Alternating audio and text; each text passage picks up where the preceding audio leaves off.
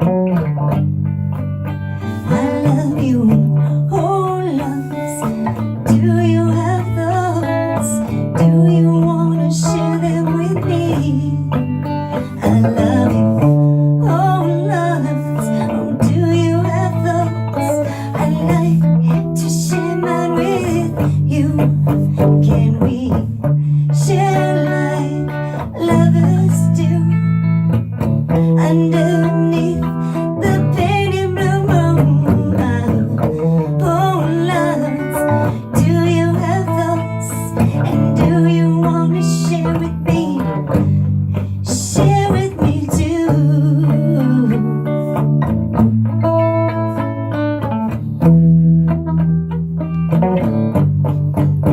I love you, oh loves.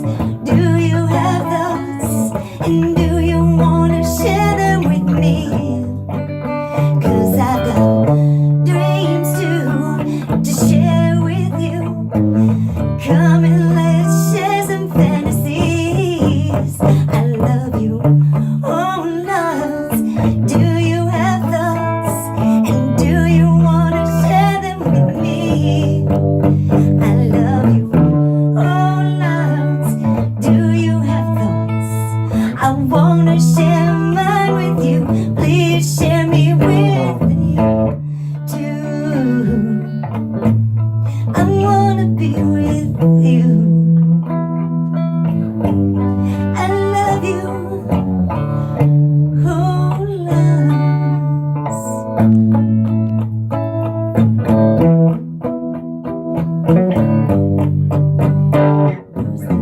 Night after our last night, I seen your best time yet. You stood in the sun. I knew you were my woman. When I dreamed that night, I held you oh so tight. Your arms held me like the blankets I ever knew. When I was a baby, you wrapped in my mom's arms, and every night all I did was dream of you. And now you know, 'cause you've seen me too. I hope you wanna go and share your whole life and dreams with me too. Oh loves, do you have thoughts? And do you wanna share with me too? Do you, and oh loves, do you have thoughts? I know I do. Come and share. Can you come and be with me too?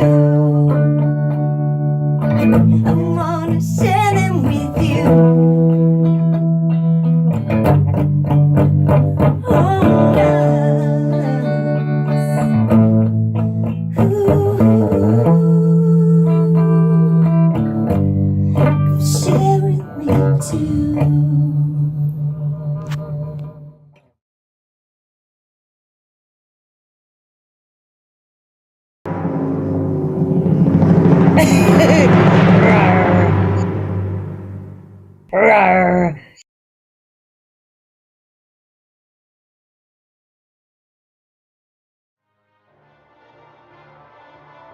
Ambient noise, yeah. So now you grabbing some band lab clips.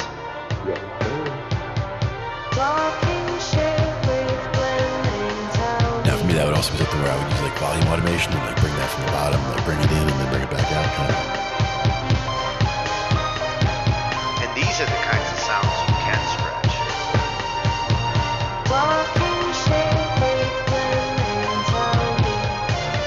With this AI, like stretching it actually can be cool.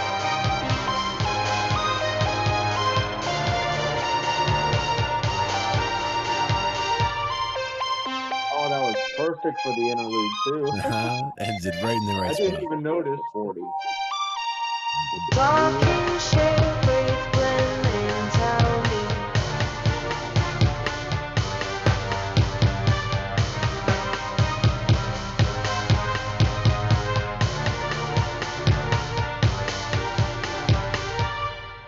I didn't even realize the texture faded out at the interlude until it happened. I'm like, wait a minute. Sometimes you just, it was just meant to be that way. Oh, I love you whole Mm, lots. indeed. Do you have Especially thoughts? I do. Would you like to share them with me? Oh, definitely tonight. We are in for Mhm, a musical treat tonight. We're gonna get mhm. jazzy. Ah, yes. Looking at all kinds of jazz. Yeah, yeah. I was gonna do this last week, but seeing as it was Valentine's, I thought, Mhm. better to cover love songs. And Yeah, for this week, BandLab had two contests this month that were interesting. One was doing a love song, and the other is jazz revival. And right. I'm really seeing a jazz revival on BandLab with this contest. A lot of people are entering it and getting jazzy on the lab. I love it. Love to see it. Yeah, and we're going to be listening to some great examples and tunes tonight with some of these videos, all freshies. Like every one of these Mhm. channels tonight, new channels, and almost all of them are jazz exclusive channels. So they're really on the ball with this.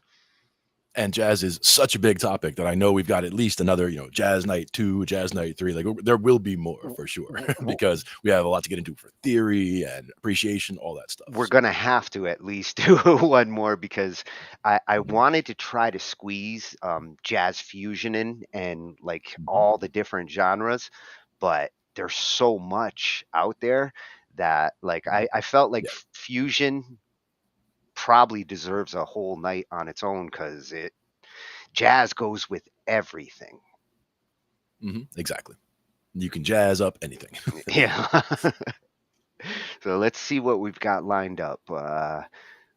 We're gonna start with a little history on where jazz came from, and surprisingly, I mean, he goes back even earlier than I thought because they tend to say it's a 20th century style of music, but Mhm. it did actually start in the 1800s.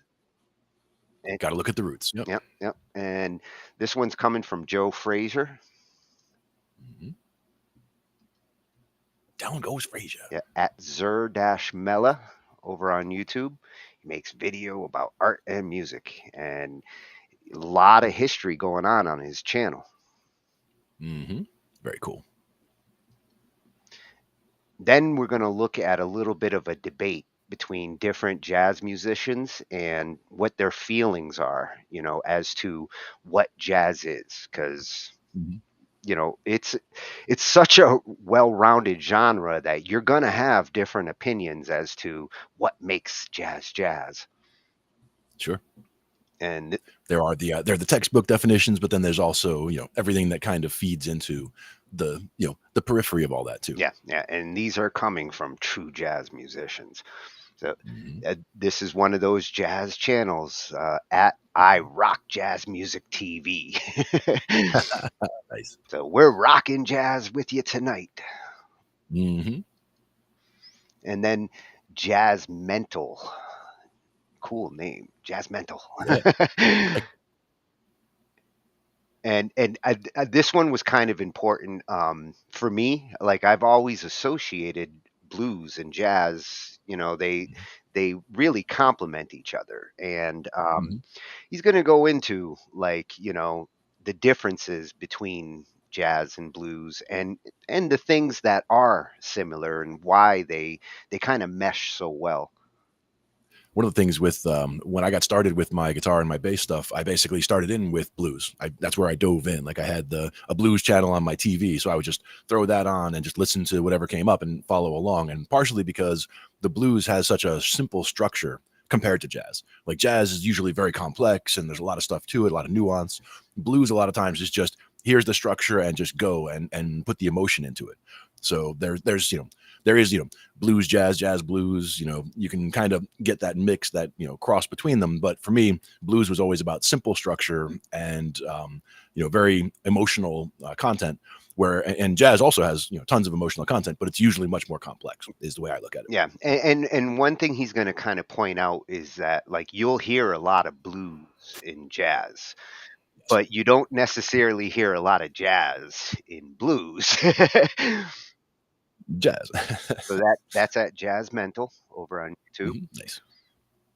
And then we're gonna shift into some technique and what are good standards for Hmm. if you're gonna go out and jam with other jazz musicians.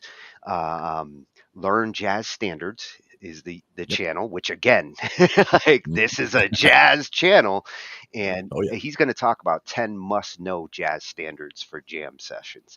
And this channel was so informative that he's going to sneak in again because I Hmm. couldn't eat just one video off this channel. And that is a key right there. That knowing, just having 10 just to jump in with, is something. It sounds like a lot of songs, but if you just take one at a time and work on them, a lot of times they talk about the reasons why these particular 10 songs. Like it might be about things they're teaching you. Like this one's focused on the 2-5-1 turnaround or whatever. Each one has something, or it's just ones that are the most common to find at a jam, because you can go out to an open jam and people are playing. If they're playing jazz, you got to be able to jump in and know some material. So definitely helpful topic there. Yeah, and in some cases, these are where you want to get started when Right. you're starting out with jazz. Hmm. And that's at Learn Jazz Standards over on YouTube. Nice. And like I said, I mean, when you go looking at the videos he's got here, this is a very well-rounded, full jazz channel. Hmm. Very cool. And then we're gonna look at this awesome record collection that Kenny has Mhm. here, and I really like this because jazz is one of those genres where audiophiles, the ones who truly love to listen to records and really appreciate music, it's Mhm. it's a genre where you have some of the most passionate audiophiles, and For sure. when you look at his channel, um, I mean, he has videos on all sorts of different genres, and he does his like top tens and his favorite albums. Mhm. But when it comes to jazz, he's got a whole bunch just on different jazz. That's where I started going into the jazz fusion because he's got a great video on that. But we'll save the jazz fusion for our next jazz night, Nice. and that's at Kenny's Audiophile Record Review. Mhm. And again, Quite a collection there. oh Yeah. yeah, you go through these videos, and man, it's like going into a record museum. Hmm. Like the vault. Yeah, and he really knows his shit. Hmm. Very cool. And then we're going to kind of go back to a little bit of the history, but more focused on um, the most influential of the jazz musicians, the ones who kind of got the ball rolling. And again, another one from Learn Jazz Standards Nice. over at Learn Jazz Standards, another freshie, Hmm. and he's going to cover the 5 most important jazz musicians of all time. Hmm. And I'm sure that there might be a little debate amongst like jazz lovers as to one or two in there, but when it comes down to it, there's certain ones that for sure Hmm. there's no argument like they belong in this top 5. Sure. And for the last one, I could not resist. I love Igor Hmm. Stravinsky, huge Oh yeah. influence on me, and Rite of Spring is one of the most magnificent pieces. And come to find out as I was hunting through all these that apparently jazz musicians love Stravinsky, and Hmm. there are a lot of variations of Rite of Spring that go jazz, and Hmm. wait till you hear like what Stravinsky can sound like. This is like going from classical to jazz, which that's a two very different types of genres. They don't really step on each other for the most part, but with Stravinsky, he was so experimental and wild with some of his composition that it fits really well with jazz. And I'm a big fan of anytime taking a piece of music and reimagining it in a different style. Whether it's taking a rock song and imagining it as a reggae song, or a classical song as a jazz song, or whatever. Just trying something completely different with it and seeing what you get, because in a lot of cases it comes out sounding completely new and unique. Yeah, yeah, and jazzifying a song is Mhm. a good exercise. Oh, for sure. and Also, knowing when not to also is a good exercise, because a yeah, lot of times people will get down that road where they start playing jazz and then all of a sudden everything they do is jazz, because they start trying to play rock. They're throwing all kinds of jazzy stuff in there because they're so used to it. Knowing when to turn it on and when to turn it off is important too. yep, yep. And this is a new composer's channel that I came across, at D Bruce, Mhm. David Bruce composer, and Mhm.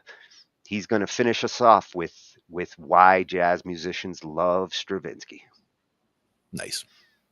That's a great lineup for tonight. I love it.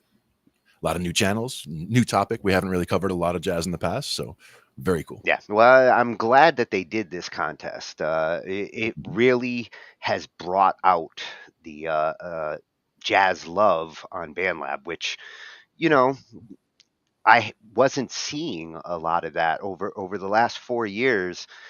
The lab, you have certain genres that dominate, and jazz Mhm. kind of hides in the back. And this has helped to like kind of bring it back up. It really has brought a revival. Mhm. Nice. So Jazz revival. So this is a briefish history Brief. because I mean, really, when I was looking through the different videos, I found a lot of great ones, but they can go hours. Oh yeah. There's a lot of content to cover when you start getting into the history of jazz. A lot of different musicians, a Mhm. lot of history behind it, but this was a nice condensed version that really does start way back at the beginning and kind of leads you up to today. Nice. That's the one that's from at Zur-Mela over on Okay. YouTube. Mhm. And I'm going to be going back there because he talks about Tchaikovsky, Ravel. So also a classical lover. Nice. Not A good surprised. mix. A good mix. And now a brief history of jazz. Yes, let's get some history in.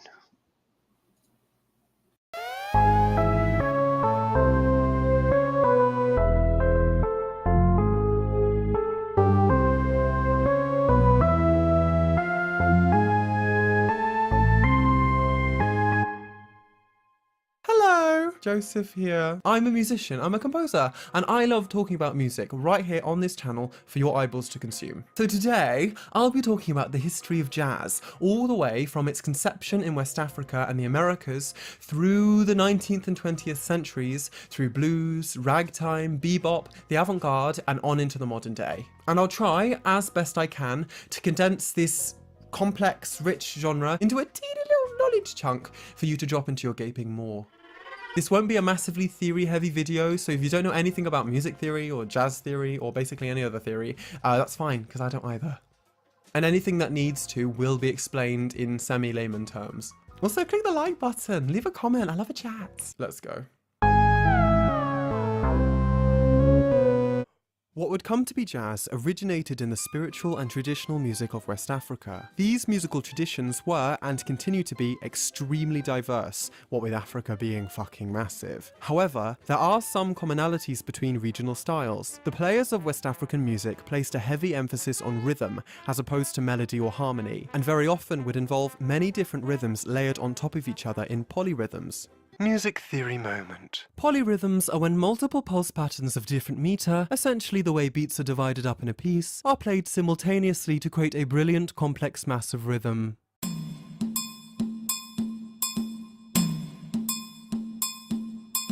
Music theory moment. Musicians also made heavy use of a technique called call and response, where, quite literally, a group of musicians would play a phrase, the call, and another group would play a similar phrase back. The response. West African music differed from European ideas in that it was less interested in finding a way to mesh different sounds and voices together harmoniously, and was more interested in having each player experience their own musical journey, developing their own themes and rhythms in search of self-expression. Due to its rhythmic nature, West African musicians developed a great deal of drums, shakers, and other percussive tools, alongside plenty of melodic instruments. A popular Senegalese and Gambian instrument was the kora, which is like a cross between a harp and a lute and has 21 strings. Another, more infamous West African instrument is the djembe drum, and anybody who studied GCSE music in Britain will understand why that drum has given me PTSD.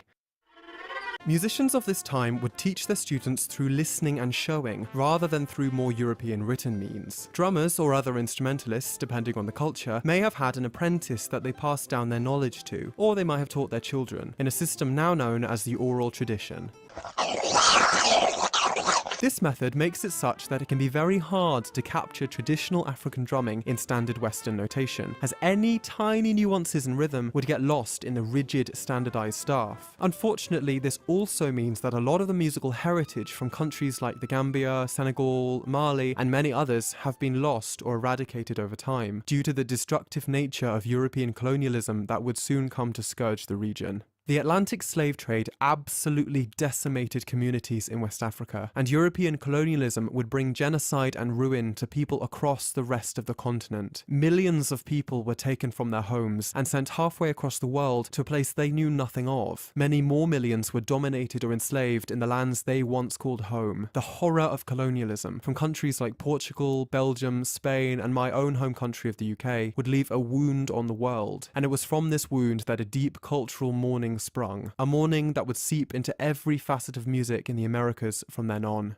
Only a small percentage of those enslaved people were taken to what would become the USA, and a much larger portion actually went to Brazil and the Caribbean. But we'll be focusing primarily on American jazz for the rest of this story, so that's where we'll stay located. However, plenty of musical traditions sprouted from these other colonies, and would influence the development of tango, samba, salsa, and so much more.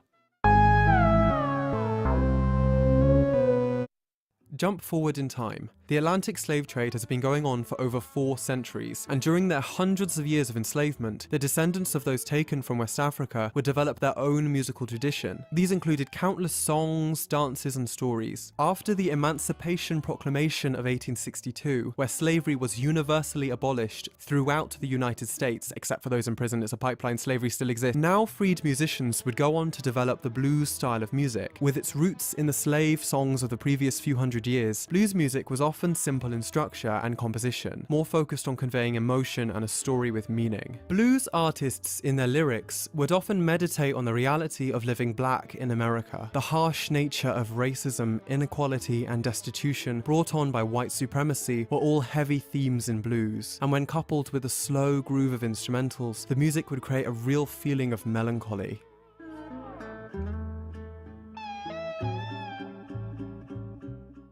Ragtime was a very popular style of music which appeared in the 1890s and very quickly took over dance halls all throughout the States. In contrast to the subdued blues, ragtime was loud and big and colourful. The style, which was mostly played on pianos, adopted vibrant harmony and utilised crazy syncopated rhythms. Music theory moment. Syncopation is when multiple rhythms of different nature overlap to create an offbeat pulse.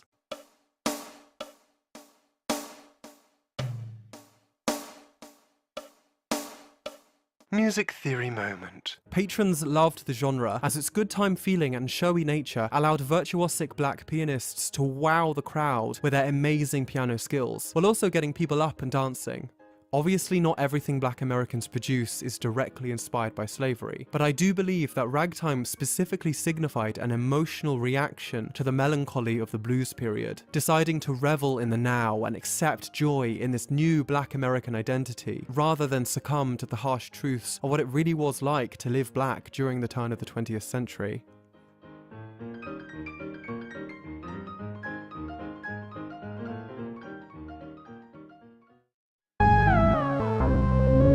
The Jazz Age was a period in the 20s and 30s where jazz rose to meteoric popularity. The genre had become almost completely ubiquitous. It was played everywhere. Coffee houses, great big theatres, bars, restaurants, even classical musicians like Ravel and Shostakovich were beginning to take inspiration from jazz and would incorporate some of its elements into their own music. In this period, jazz musicians would come to fully realize the core elements of the genre, basing jazz off the principles of improvisation, syncopation, and musical liberty. As a response to the somewhat constricted ragtime instrumentals, which was generally only played on the piano, jazz musicians began to include more and more instrumentalists, forming huge bands up to the size of a small orchestra. Ironically, prohibition, the banning of alcohol, in the USA around this time actually fueled jazz's growing success. Jazz would be played in speakeasies all across the country, associating the genre with a sense of counterculturalism and rebelliousness, which only heightened its notoriety.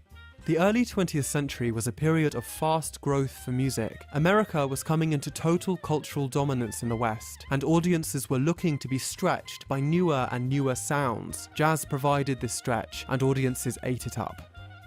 Swing was an immensely popular style of jazz around this time. Developing out of dance orchestra of the 1920s, swing would reach its height of popularity in the 30s and the 40s. Swing was characterized by skipping rhythms and a defining use of call and response, harkening all the way back to the West African spirituals that birthed the genre. Unfortunately, due to the nature of racial segregation in America at the time, many black artists whose very ancestry was intertwined with jazz were banned from performing in white jazz bands or attending white theatres or venues. Nonetheless, black jazz musicians like Duke Ellington, Louis Armstrong, is it Louis or Louis? I don't know. King Oliver and the legendary Mary Lou Williams, icon, would continue to drive the style upward into greater heights of popularity.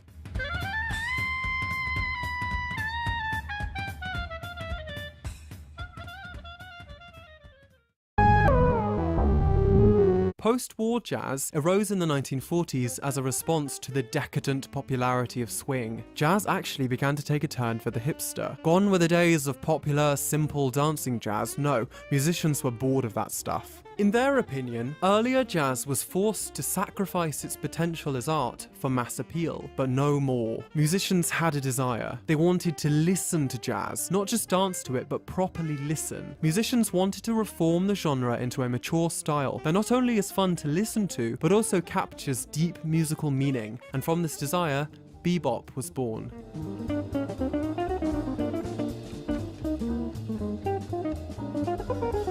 Bebop was characterized by fast tempos, too fast to dance to, crazy, virtuosic improvisation, bright, colorful harmony, and explosive drums. Bebop got its very name from the nonsensical syllables of improvised scat singing. Bebop, bebop, bop, boop.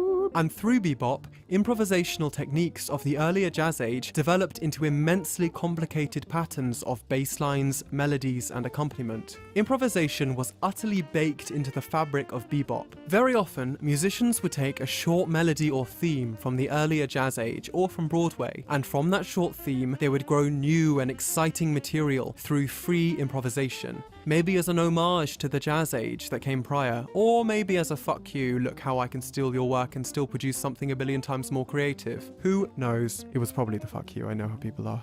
This period began a lull in mass appeal for the genre. Jazz was transforming and maturing into its own fully fledged art, and musicians were becoming less and less interested in being commercially successful. This meant that other genres like rock, itself born from blues, would come to dominate the musical landscape, and jazz would take a step back, happy to take a more mature route through the 20th century.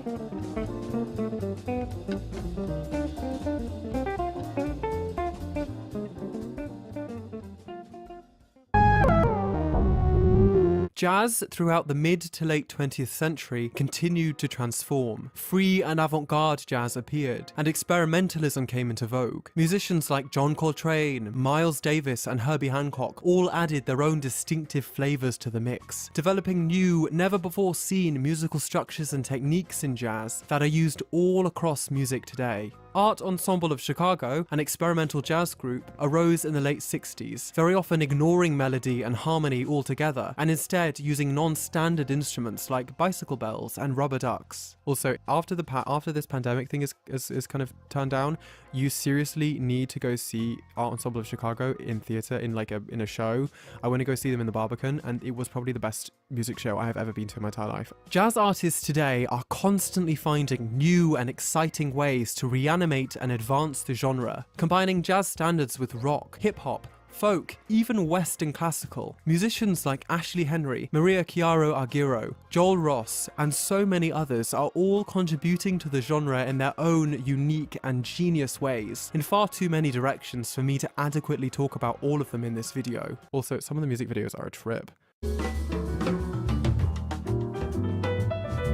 Jazz has developed over a long, vibrant, and oftentimes branching path over the last few hundred years. From the contemporary, with all its many faces, all the way back in time, through bebop, swing, blues, ragtime, and all the way back to its origin in the many brilliant African musicians that unknowingly birthed the genre. With the rise of hip-hop and other black-originated music as the defining genres of this generation, I hope jazz will continue to grow higher and higher. I imagine in the future there will only be more avenues for fusion, more directions for the music to take. Who knows, perhaps even jazz will rise once again into prominence as a dominant force for music in the 21st century. That is so exciting, and I can't wait to see how the next few decades turn out. For jazz specifically, not for the whole human race, we're fucked. Personally, as a mainly classical composer, I'm actually really interested in how jazz and classical standards can be worked out to mesh together and create new sounds. Jazz and classical are arguably built on very different systems of thought and have their own developed and mature languages, so finding ways for them to combine meaningfully is a challenge that composers have been tackling for decades. In fact, there's actually a genre called the third stream, which aims to answer just this question. I am by no means a jazz artist, and honestly, I don't think I actually understand it well enough yet, but I actually wrote a jazz classical fusion piano piece for my entrance portfolio when I applied to music school. I was interested in how I can combine stylistic elements of Bartók's music, who was a classical composer, with John Coltrane, who, as most people know, is a very famous free jazz artist. I pursued this by focusing primarily on the Coltrane change as its own cadential object within the context of a classically structured piece, all while pulling melodic and harmonic motifs from Bartók and Coltrane's oeuvre and adding in my own blah blah blah. I will not be making it available to listen to. So that's it, we're done. You can leave the video now, or you can stay and subscribe, and also like the video, and also leave a comment, and also give me money on Patreon. These videos don't make themselves. I need money now. I want those dollars, honey. I want those dollars now. Love you. Bye.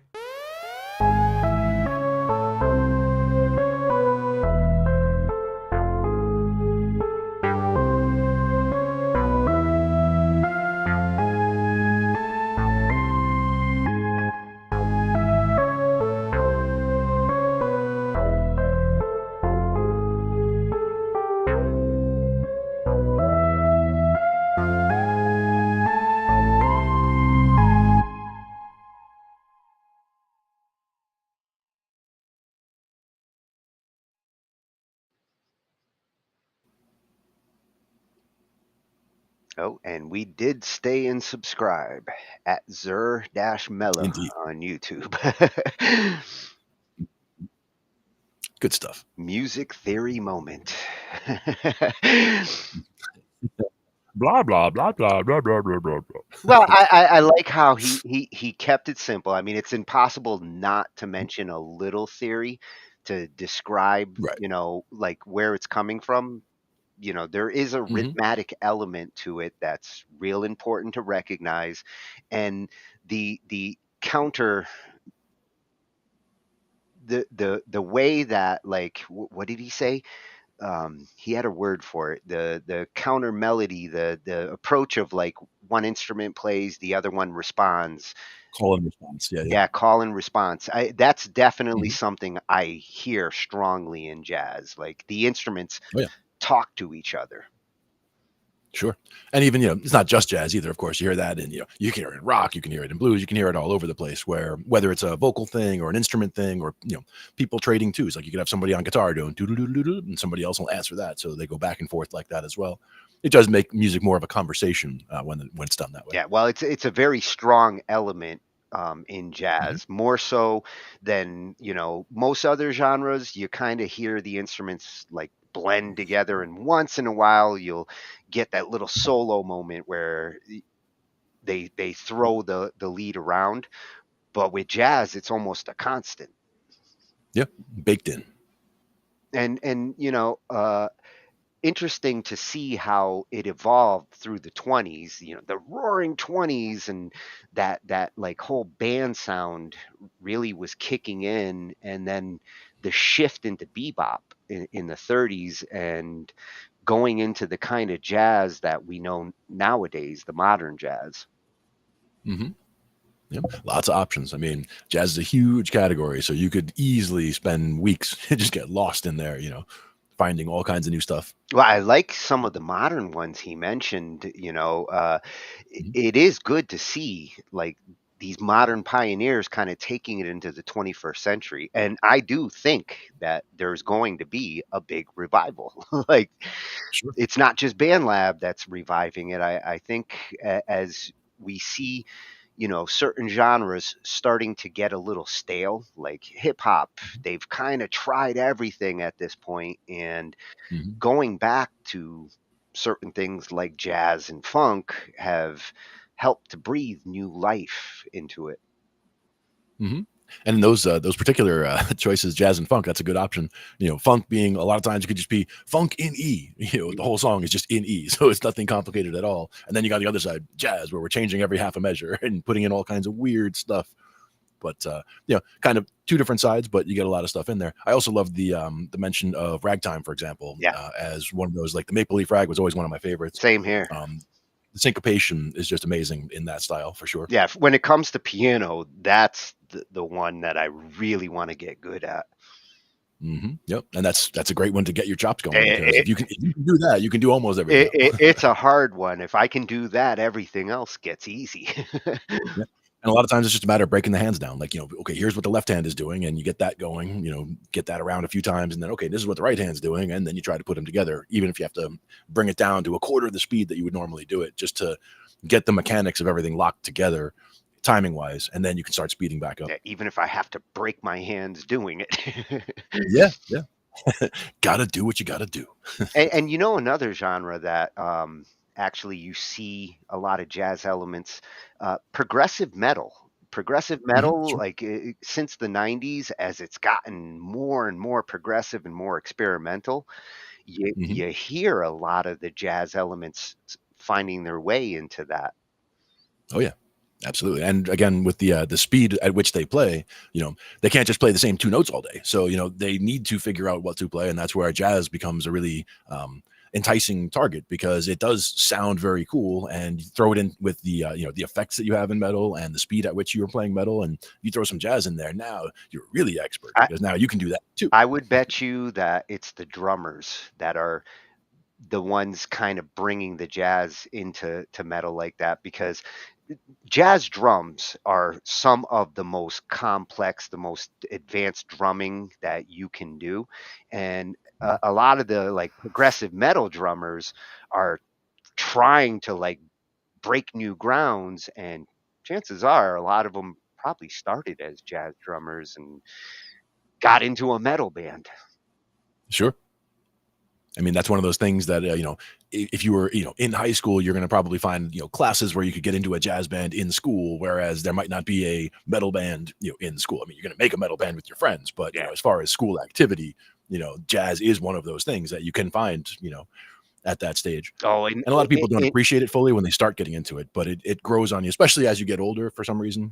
Just jazz seems to make more sense, the more you get into music, I guess. yeah, it is one of those acquired taste genres. Like when I was young, I kind of ignored it. Like, I wanted to hear rock and metal, but as you get older and your music appreciation grows, it's one of those genres. It's just like classical, you might not start with it, but Mhm. if you really become an appreciator of music, you can't ignore it.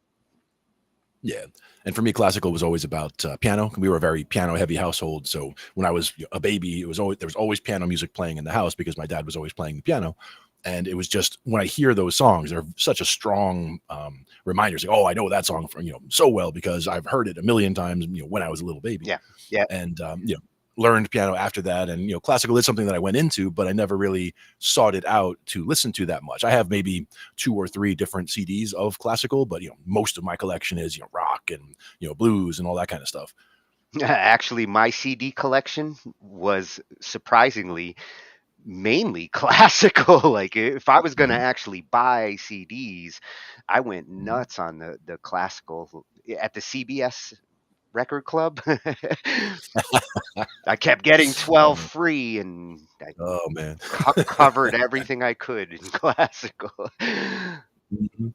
Yeah, with me, it was just the one was like Chopin piano pieces, like something like that. And I just every single song just brings me back. So like throwing those in, if I ever want to just relax and whatever, I can just throw in one of those and really just relax to it. But for the most part, if I'm selecting music, I'm usually selecting something that's rock or jam band or blues or whatever, Well, funk. and a lot of the jam bands you listen to, like the Dead and Fish, they Mhm. they have a lot of improv that reminds me a lot of jazz in a lot of cases. Yeah, and a lot of it also comes down to the virtuosity on the instruments. Where take a band like Fish, it's a 4-piece band, and every one of them is just a master at what they're doing. The keyboard player is just a ridiculously good keyboard player. The guitar player is a ridiculously good guitar player. It's like each slot is just you know like all-star team. Is the way I look at it. And like to hear them do stuff that's jazzy or whatever, it's a treat because they do have such a wide variety of stuff they do. For Fish, for example, one time a couple years back, they did what they called the Baker's Dozen, where they did 13 gigs at Madison Square Garden over a period of a couple of weeks, and they did not repeat a single song. Mm. So over a period of a couple of weeks, they did 13 shows of like 3 full sets a night, and did not repeat a single song for the whole thing. So it's just ridiculous amount of material. It's like a whole band filled with Jeff Becks. Yeah, yeah, and then they had a separate theme for each of those nights. Each of those 13 nights, like one night the theme was the chocolate donut. So like you'd have songs like chocolate rain and whatever, and like a whole bunch of different things that all related to chocolate, and that was all songs for that night. And the next night might be sprinkles night or whatever. So they would have a theme that ran through all the songs that they picked for that night, which was also takes a lot of work to put that kind of thing together. But just again, having that much material that they could fall back on, that's all their material, as well as they also do covers in their own ways, which I love. All the covers that they do as well. That's what chocolate sounds like.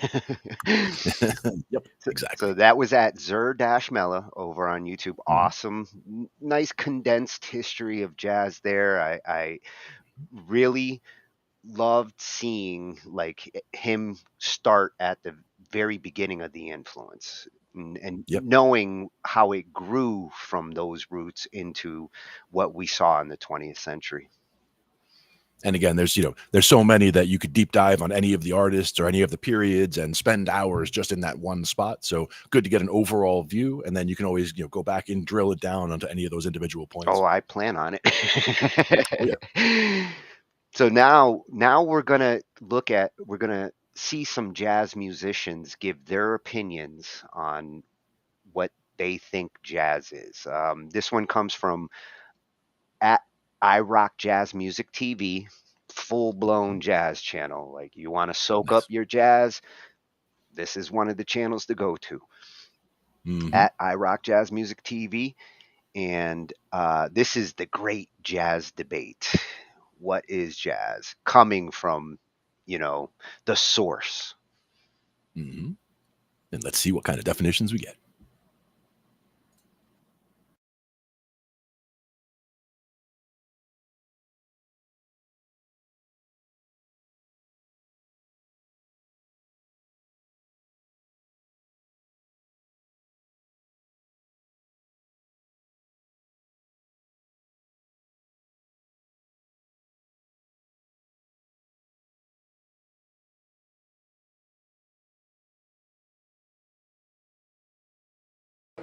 That is the question that no one has the real answer to.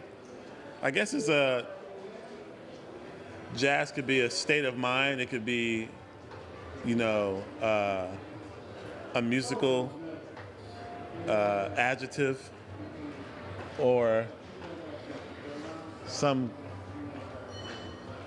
may say it's a noun. They think jazz is this thing.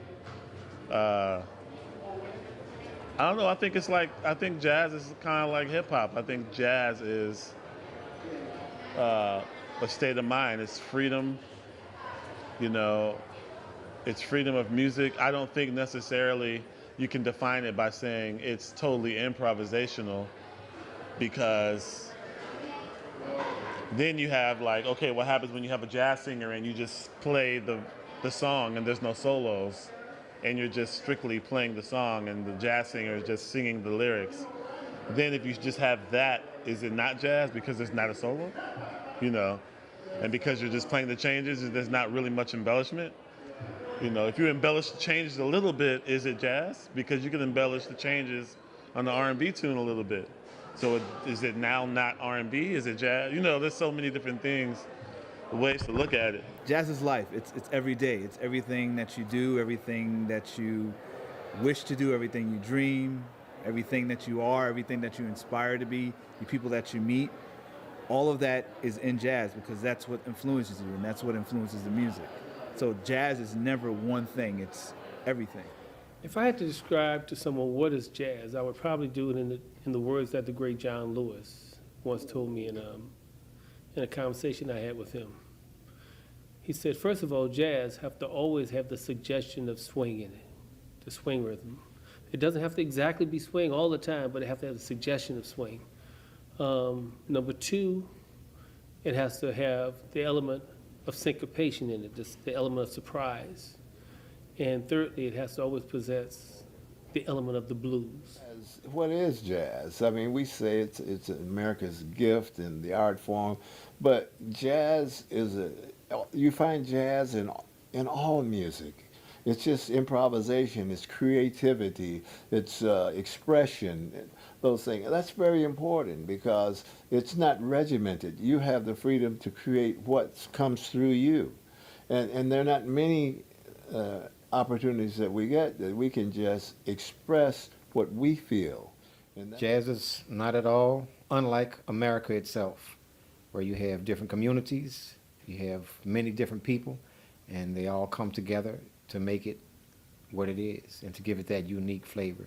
And that's how jazz is. We have different people from different areas, and they all bring something different and something special.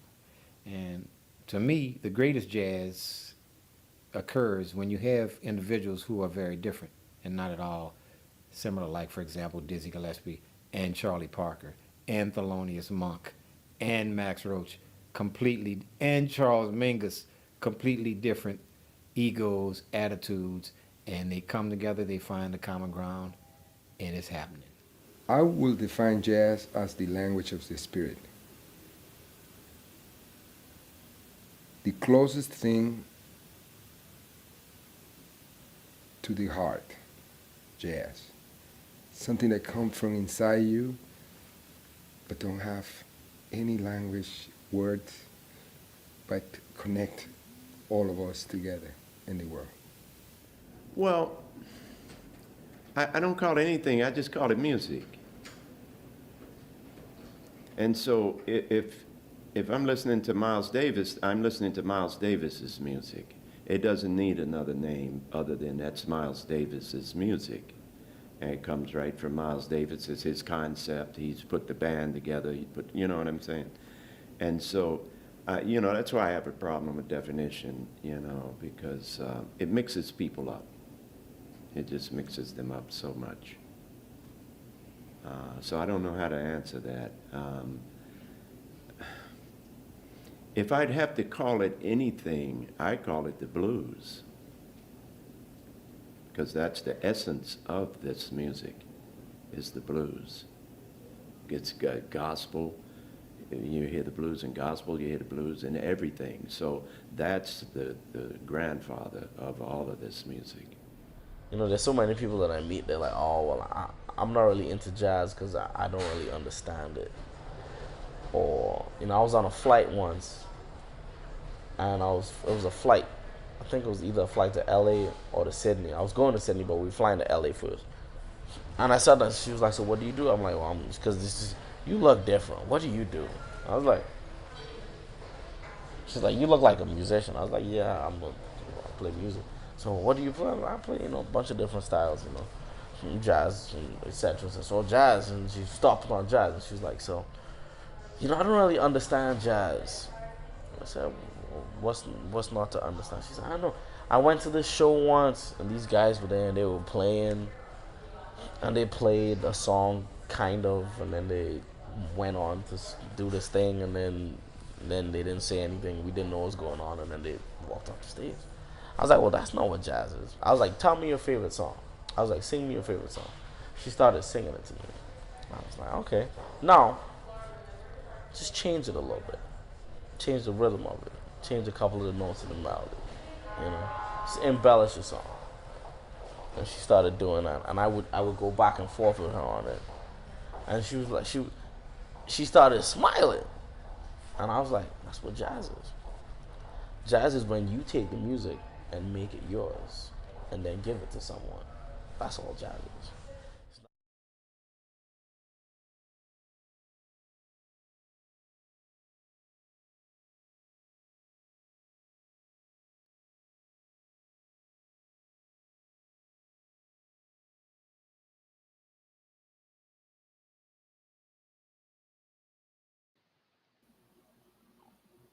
That's some really beautiful descriptions that they gave there Yeah, for what they felt absolutely. jazz was.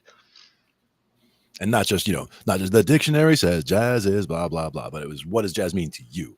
That's the important part there. Yeah. Yeah. I mean, you see some common themes like when they start talking about syncopation and, the rhythmatic approach. That's something that I think they all agree on. But then you And the start, fact that the blues is kind of baked in. Yep. well, yeah, like he said, the grandfather of jazz is blues, and I think that would be one that most would agree as well. Like what we saw in the last video, it started with this foundation and changed into its own genre.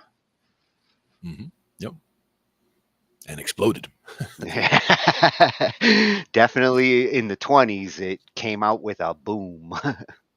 Yep. And here we are in the 20s again. Yeah, that was some heartfelt descriptions of what is jazz. At I Rock Jazz Music TV, full blown jazz channel. Very cool. Yes. We'll be back for that. Oh yeah, yeah. And you see some of these other videos. You see some of the musicians that he interviewed here. They've got more in-depth discussions with them. Gonna be checking that Very out. cool. Yeah. And since they mentioned jazz, blues and jazz, and blues being the grandfather of jazz, I'm glad I got this one in here because I really do want to understand like the differences and the similarities of blues and jazz and how one thing led to the other. Absolutely. And Jazz Mental, I love the name too. Yeah, he's mental about jazz. Indeed. Yeah, personal and professional development for jazz pianists. Learn techniques, theory, and history. The videos chock full of information, instructions, and I bet you there's some blues in there too. That first one right there, play like a genius. I like it. Yeah. So he's going to show us what's the difference between jazz and blues. All right, let's check it out. What's the difference between jazz and blues? However you came up with that question, today we're going to try and tackle the answer. And it's been baffling humans for generations. Well, no, not really. There is a distinct difference between jazz and blues, and we're going to get into that in just a moment. Hey, it's Paul Toby here from jazzmental.com, and we're going to get started in just a second.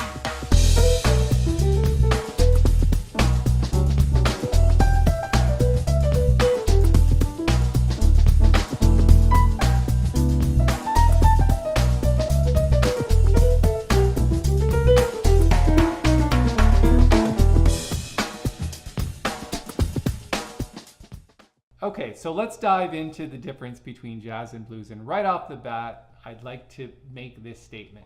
Jazz musicians play the blues, but blues musicians rarely play jazz.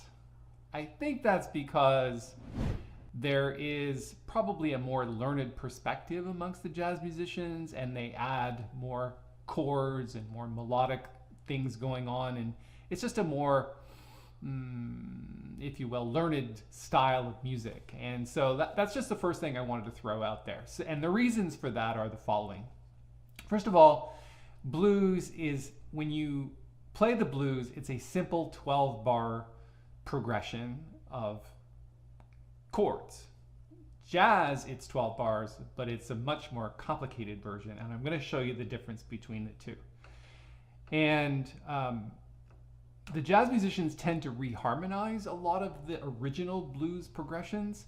So this is blues as a blues player would play it. You've got essentially 4 bars of F, well, in the key of F. So 4 bars of 1, 1 bar, 2 bars of 4, 2 bars of 1, a bar of 5, a bar of 4, and a bar of 1. And typically a blues musician would play that pretty straight ahead, using straight 8s.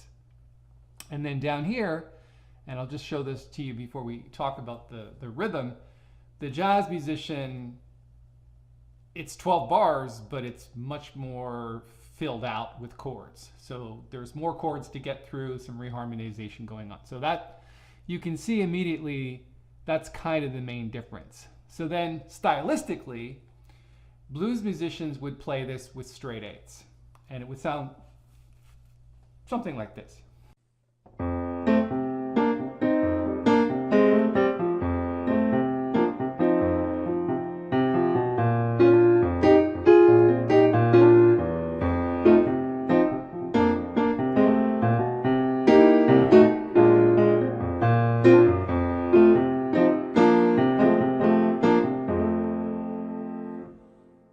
And the same 12 bars from the jazz perspective wouldn't necessarily be straight 8s. It'd be more like swing, just kind of like this.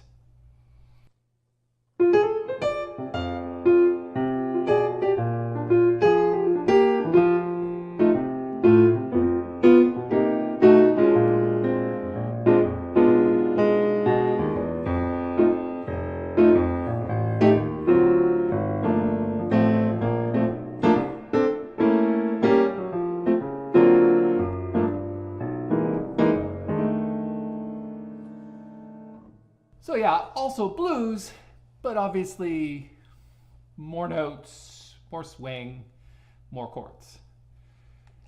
And so, you know, the blues musicians might play shuffle from time to time, kind of like.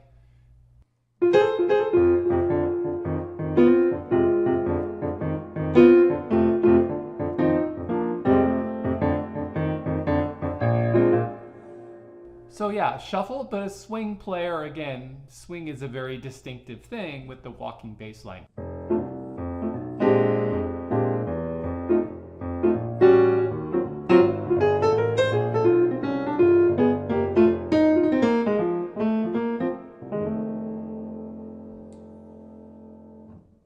So some other differences. Blues players, blues when it's played tends to have a singer. And it's a very sultry kind of thing, very raspy blues, you know, like a feeling of mellowness, down and dirty. You get the idea. I think we all know what blues sounds like. But then on the jazz side, kind of lighter, and we don't really have lead singers for blues. If you look at jazz vocalists, blues is not one of those things that they tackle very often. So blues has more singers, jazz a lot less, even if they're playing the blues. So what is the most prominent instrument in blues? I think you guessed it. It's absolutely the guitar, and it's electric, and it's pounding, and it's throttled down, pedal to the metal, electric guitar. Many different sounds of electric guitar, of course, and each style is kind of their own. In jazz, the lead instrument can be anything: piano, saxophone, could even be the guitar, acoustic guitar, could be trumpet, trombone. Again, I mean, you have your choice. So in jazz, like a jazz musician who's an instrumentalist can play the blues, but it would be from a more jazz perspective. Okay, so let's talk about key signatures.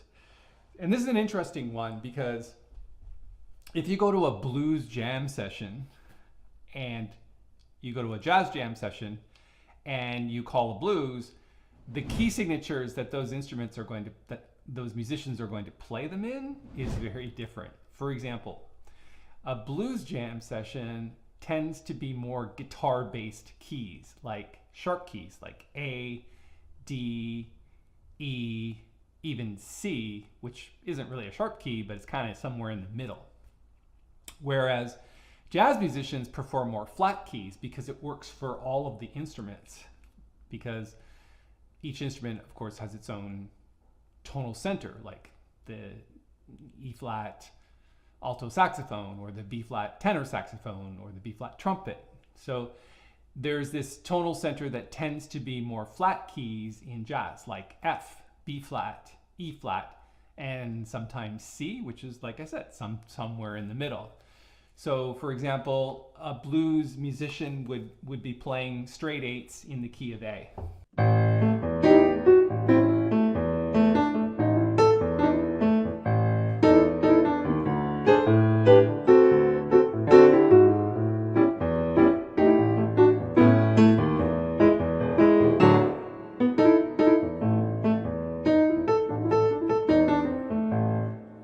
Whereas a jazz musician is, let's say, in F.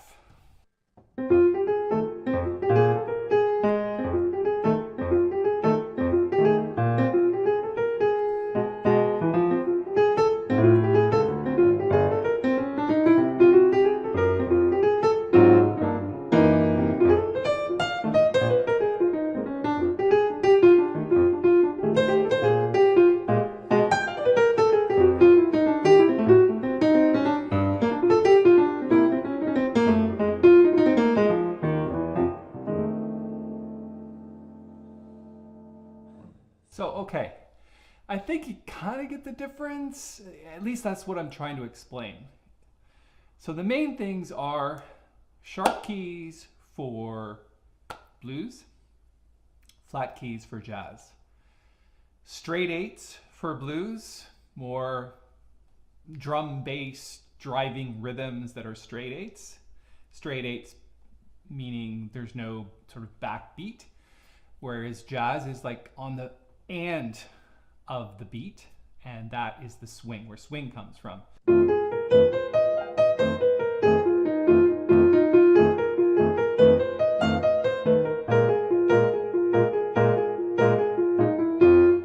A jazz musician would be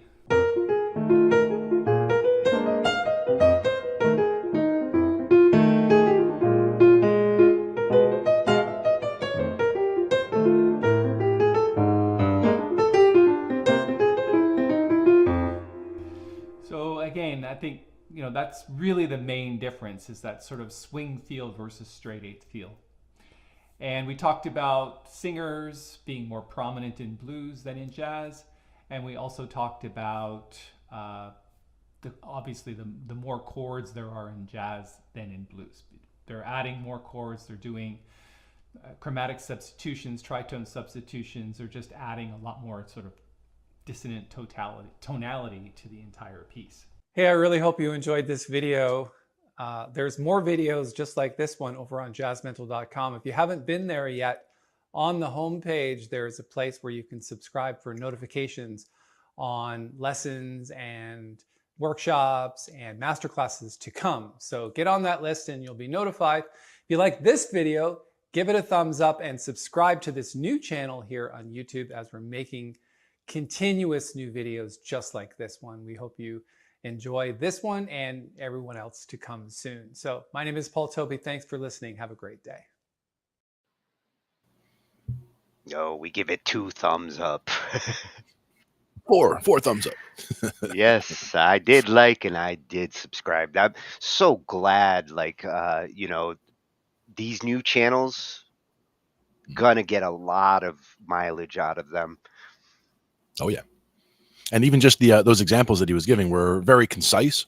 They, weren't super flashy. They just give you the essence of what was making this different than that, and it really was a good example, especially with the swing feel there. That's what I was gonna say. He really helped clear up to me where the swing comes in with the jazz side. When you hear like the blues and then you hear the same thing with a jazz variation, the swing starts to become real obvious. Yeah, and I hadn't realized about the keys. The more sharp keys in one and more flat keys in the other. It just hadn't occurred to me really. Yeah, But it makes perfect sense. that was another new one for me. Like, wow, they have a preference on the flat side with the jazz, and do you think that's maybe because of the style and what you have to do with jazz, or Part of it is the tuning actually. Part of it is like horns would be tuned into B flat standard, so that oh, of they're course. already on that side. So that made sense. And they were saying that the blues is more the guitar focused. So being on the sharp side. I mean, it's not that you have to be on the sharp side for the guitar side, but it just, I guess, is more of a convention where people are accustomed to playing more, E, A, D, G, like those are, the open strings on a guitar, the first four. So that also makes a lot of sense to be using those kinds of keys. I hadn't even thought about the brass element there, and B flat, definitely certain ones like prefer that kind of key. And the other one I was thinking about was harmonicas. Even having if you get a starter set of harmonicas, they'll give you 7 harmonicas instead of 12. So you don't get all 12 keys; they give you 7. But these are the most common harmonica keys. So a lot of harmonica songs are written in those keys, and it happens to be a lot of the flat keys, I think. And I thought it was funny when he was talking about like what instruments can be the lead, and when he was talking about jazz, and he said you can even use the guitar. Like it isn't as typical. Like in jazz, the guitar kind of takes a back seat to a lot of the other instruments, whereas in blues, the guitar a lot of times is the blues. One place I would go with for jazz guitar would be like somebody like Joe Pass. If you look up Joe Pass sometime, he's a lefty guitarist who's just a phenomenal guy, and looking at some of that stuff, and you'll see some crazy guitar licks up in there. Hey, those lefties sometimes are the best guitarists out there. But very good stuff there from Jazz Piano Tutorials. Yes. And that was one of the two, right? Jazz Mental? At Jazz Mental, MENTL, over on YouTube, and very glad I found that channel. Absolutely, me too. It's going to help me with getting my jazz on the piano side. Like listening to him as he was playing, that is a style that I want to incorporate. And even just those little examples, like I said, were quite approachable. Like, we don't have to have major piano chops in order to sit down and actually work those little bits out that he just did there and be able to make those kinds of runs yourself. Yeah. And start going down that road where, this, getting that feel under your hands, and then you start to work on it from there. And then we're going to probably talk about some songs that should be good standards to know so that you can go run a session and things like that. Yeah. Yeah. Well, and speaking of, he mentioned, being in a jazz session. That's what our next video is about. Oh yeah. And again, a channel that is jazz centric. This one's coming from at Learn Jazz Standards, and that's what we're actually going to be talking about here is 10 must-know jazz standards for jam sessions. So if you're going to get out there and jam with some other jazz musicians, these are going to be like some good must-know techniques. Absolutely. And let's see what like I mentioned, like I could not eat just one video from this channel because it's so full of jazz information that he'll be coming back for an encore. Nice. In the meantime, let's check out the 10 standards that you must know for jam sessions. Jazz standards that are so commonly called at jam sessions that you cannot get away with not knowing them. So today I'm going to go over 10 jazz standards from beginner to advanced coming up. What's up, Brent here from Learn Jazz Standards, where we help musicians just like you learn how to play jazz, all while shortening the learning curve no matter what instrument you play. Here on the channel, we do jazz theory tips, we do jazz improv tips, as well as jazz standards tutorials like in today's video. So make sure you subscribe and hit the bell notification button so you never miss out on anything going on. Now, one of the main reasons people are afraid to go to jazz jam sessions or even just play with a friend is just not knowing jazz standards. So my goal in today's video is to help you know 10 jazz standards that are really common no matter where you live. At some point they're going to be called. So these are absolutely non-negotiable, have to know these tunes. So really pay attention here. We're going to go from beginner, so more easy, to more advanced, a little bit more complicated of jazz standards in that order. And make sure you stick around to the very end because I'm going to share with you an important resource for learning jazz standards the right way so that you never forget them and you can feel very confident playing over these 10 jazz standards. So without further ado, let's do this. The first jazz standard is Autumn Leaves.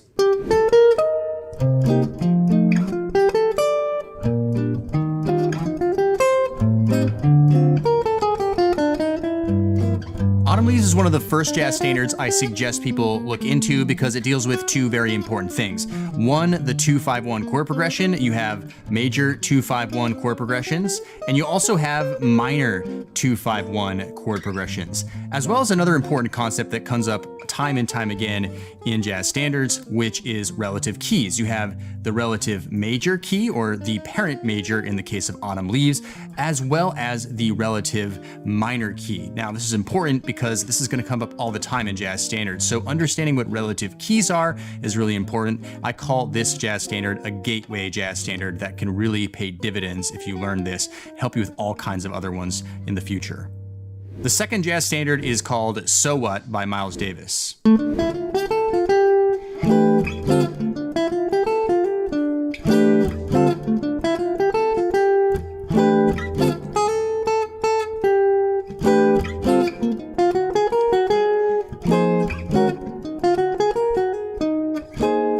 Now, So What is a great introduction to what we call modal jazz, modal tunes, meaning that we're basing most of our improvisation off of the modes of the major scale, and there's not necessarily one parent key center. Now, in So What, there's only two chords. There's only D minor 7 and there's only E flat minor 7. And while that may seem easy at first, there's actually a challenge with trying to figure out how to make our solos interesting just playing over those two chords. Nevertheless, this is one tune that is fairly easy to play and a great one to introduce ourselves into modal jazz, which will come up in other standards as well. The third jazz standard is called Blue Bossa.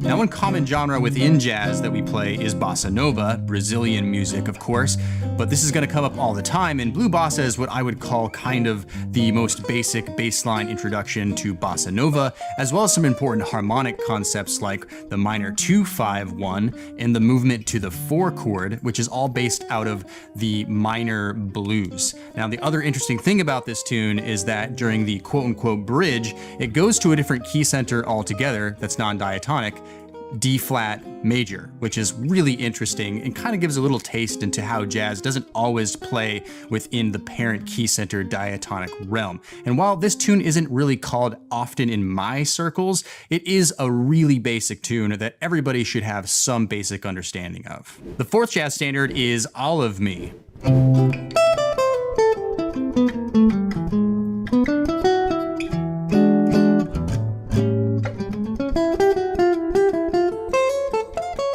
All of Me is where things start getting just a little bit more complicated. See, we start in C major, but then we go to this strange E7. Now, this E7 can be analyzed a bunch of different ways. I like to think of it as the 2 dominant 7 in D minor because of some of the other chords like tonicizing the D minor right here with the A7, which is a really important concept within jazz called secondary dominance. So this introduction to secondary dominance and turning diatonic chords like the 3 chord into dominant 7th chords is something that's going to come up in jazz standards all the time. So All of Me, one of these tunes where it's going to be called so often that if you don't know this one, you're going to be sitting out quite a bit. The fifth jazz standard is It Could Happen to You.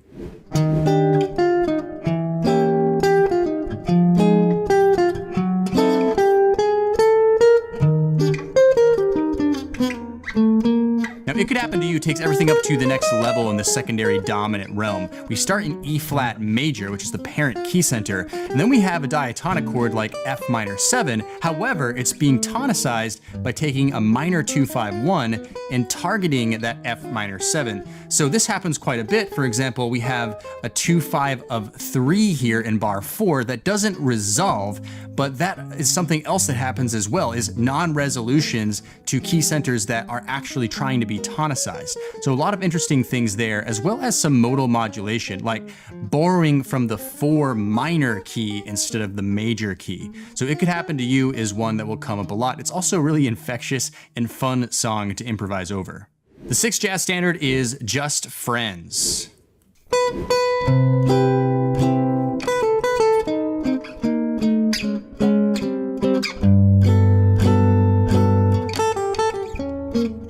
Now, Just Friends is a really interesting song because it actually starts on the 4 chord, which kind of gives it this feeling like that's the key center.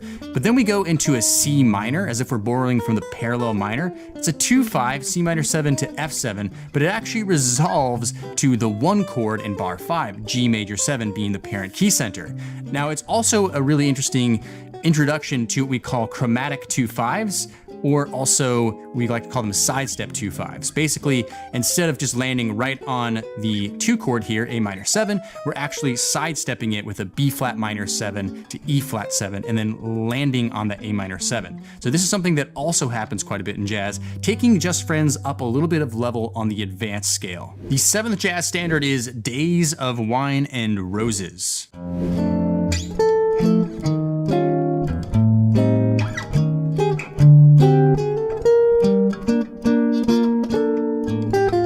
Now, Days of Wine and Roses and Just Friends, I would say, are kind of similar in difficulty level, but an interesting thing that happens here in bar 2 is this flat 7 tritone sub of 6, which is delayed. Kind of really strange movement, but it all kind of comes out of the minor blues, kind of this flat 7 here targeting the G minor 7 in a very bluesy kind of way. Now, Days of Wine and Roses is one of those tunes that I would say is one of the more common of all jam session tunes. So you really want to know this one and make sure you know it in several different keys, because sometimes it's actually called in other keys as well.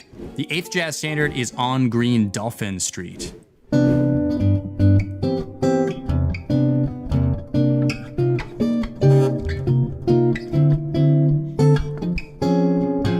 Dolphin Street is a little bit more complicated to solo over because you have these 2 chords where you have the 1 major 7th chord following the C minor 7, so a trip to the parallel minor, hanging out for just 2 bars each. So it's kind of interesting to try to find ideas over stagnant chords like that.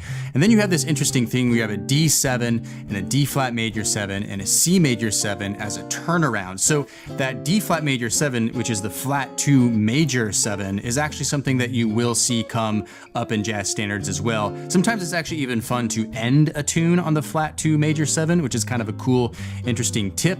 Now, this is also a tune that changes the key center. So during the bridge, we actually go to E flat major, which is particularly nice. And then there's some really interesting kind of turnarounds getting out at the end of the tune with the B minor 7 flat 5, E7, A minor 7, a walk down in the bass to the F sharp minor 7 flat 5 and the B7 flat 9. So just all in general, really interesting tune, a little bit more difficult, but also really commonly called.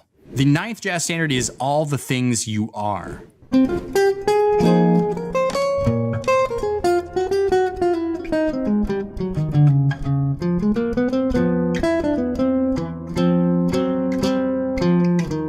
All the Things You Are is one of my personal favorite jam session tunes ever because it's really fun to improvise over. But what makes it such a challenging tune is actually because there are 5 different key centers that we're working through. So the first key center is A flat major. The second key center is C major. The third key center is E flat major. The fourth one is G major. And finally, the fifth one is E major. So there's a lot of key centers going on here. So understanding harmonically how this tune works is actually incredibly useful. So be sure to really dive deep into this tune when you learn it and understand the chords and how they work. Now, before we go over the last jazz standard, I would love to hear from you in the show notes or the comments below. What jazz standards do you think are the most common jazz standards to learn that you should know, that everyone should know, that you cannot absolutely go without? So I'd love to hear what your thoughts are in other jazz standards that you would add to my list of 10. Now, last but not least is our most difficult jazz standard on my list, and that is Stella by Starlight.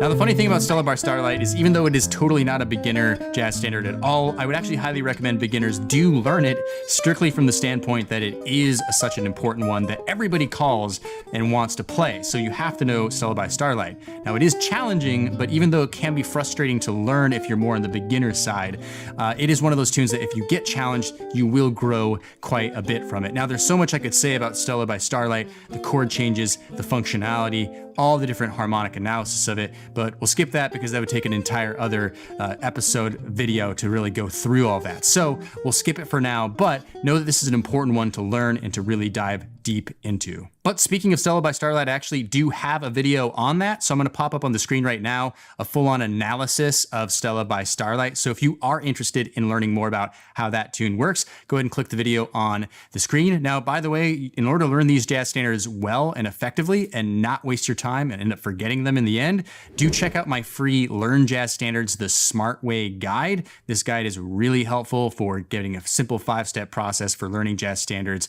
so that you really know them super, super well. So check that out at learnjazzstandardsthesmartway.com, and I'll also leave that on the screen right now for you to check out. Now, if you like this video, found it valuable, please smash that like button. Of course, subscribe to the channel, and we'll see you in the next video. Cheers. I'm smashing that keyboard. Smash.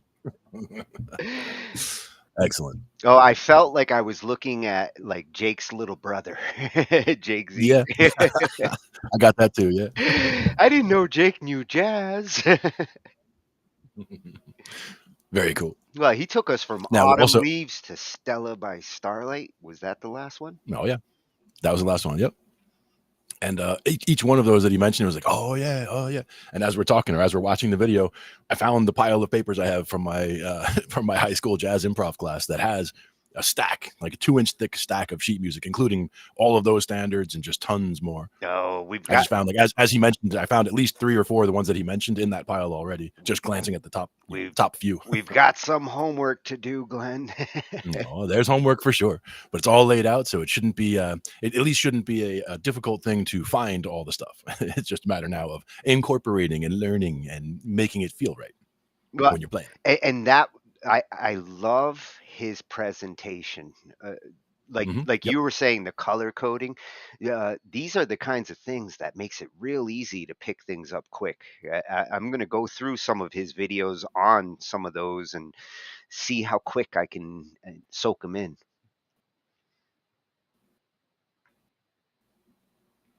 The color coding,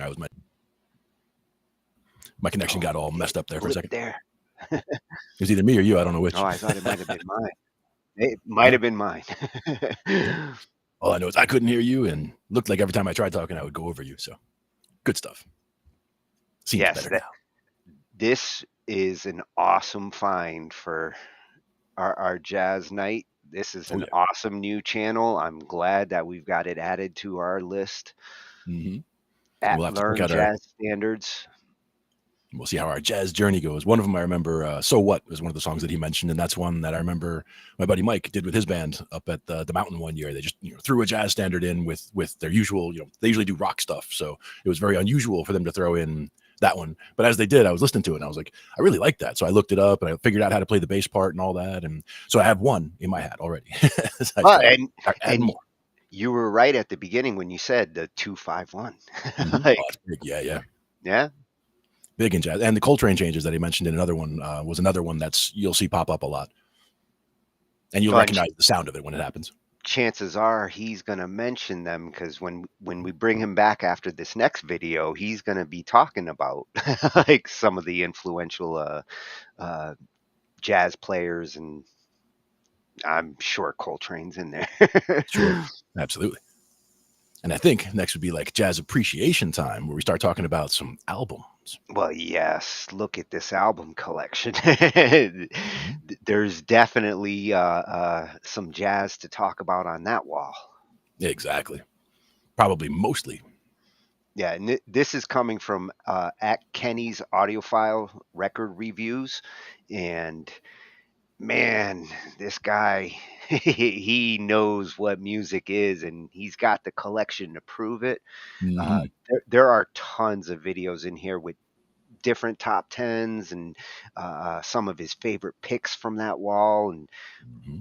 when it came to the jazz, I had to decide which video to pluck because there was several that I wanted to do, but Mm-hmm. this one is just his overall top 10 jazz record Mm-hmm. albums.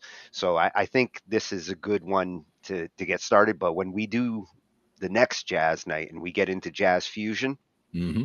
his jazz fusion video is definitely going in there. Nice. So we'll get a revisit coming up next time.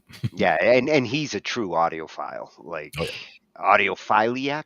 Is that what you would call it? Audiophile works. Audiophile, and he's enjoys the sound. Got to have the right speakers for it. Got to have the right space for it. All that stuff matters Well, a lot. and this is the kind of music where like getting to hear it on vinyl and the way that he gets to enjoy it, you truly can appreciate the warmth of vinyl with Mhm. this sound. Exactly. And that's one thing I would mention also is that in the early days of, me listening to the classical music, a lot of it was on vinyl that he would play. So that it did have that, you get that crackle and pop and all that. And that always gets me nostalgic as well, because not a lot of people do vinyl these days. And it's not like it has to be on vinyl or I've ever been, that way about it. Like to me, music is music, whatever format you get it in, whatever you can enjoy it in, whatever brings the most clarity through is the best.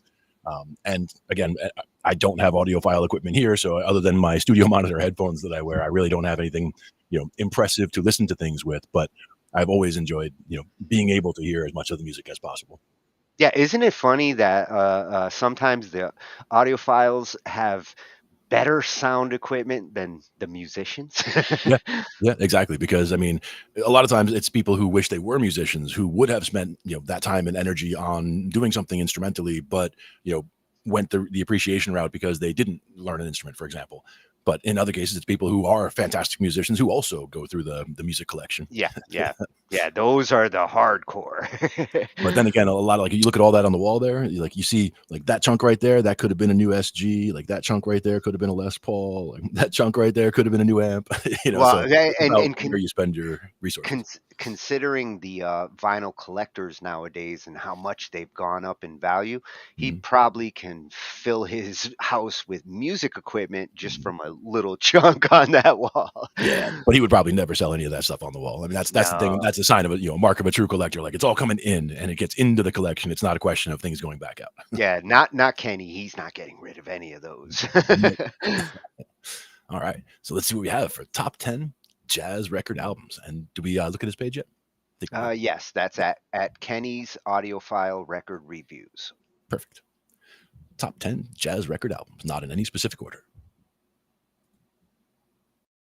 Hey, it is Kenny from Kenny's Audiophile Record Reviews. Thank you very much for viewing my channel. Please like and subscribe. That will help me out. I appreciate that. In this video, I'm going to show my top 10 jazz albums, my top 10 favorite jazz albums. In a previous video, I did my top 10 jazz fusion albums. I'll leave the link to that video in the description below. On this one, though, I'm reveal my top 10 jazz albums. Now, this is something that, as I say in a lot of my videos, it's not a right or wrong answer for these top 10 lists, because they're, you know, they're personal opinion driven highly. We all have our different visions of views of what jazz should sound like, and we have a different taste in music. So we have to keep that in mind and be appreciative of that. To give you some background, I've been around jazz my entire life because my father was a jazz fan. Every time he stepped in my father's car, he would have the station on a jazz station. I have two older brothers, and one was heavy into jazz, and one was, you know, moderately into jazz. So it's been around my life, my entire life. I'm 62 years old as of the recording of this video, so it's been around practically my entire life. So I have some, you know, background on the art form of jazz. I got into it heavily probably when I was in high school. To give you some background. And I'm going to start with my top 10. And again, my top 10 fusion records, or I did in another video, and I'll leave the link to that video in the description below. These are just jazz records. So I'm going to start with, I'll start with a CD.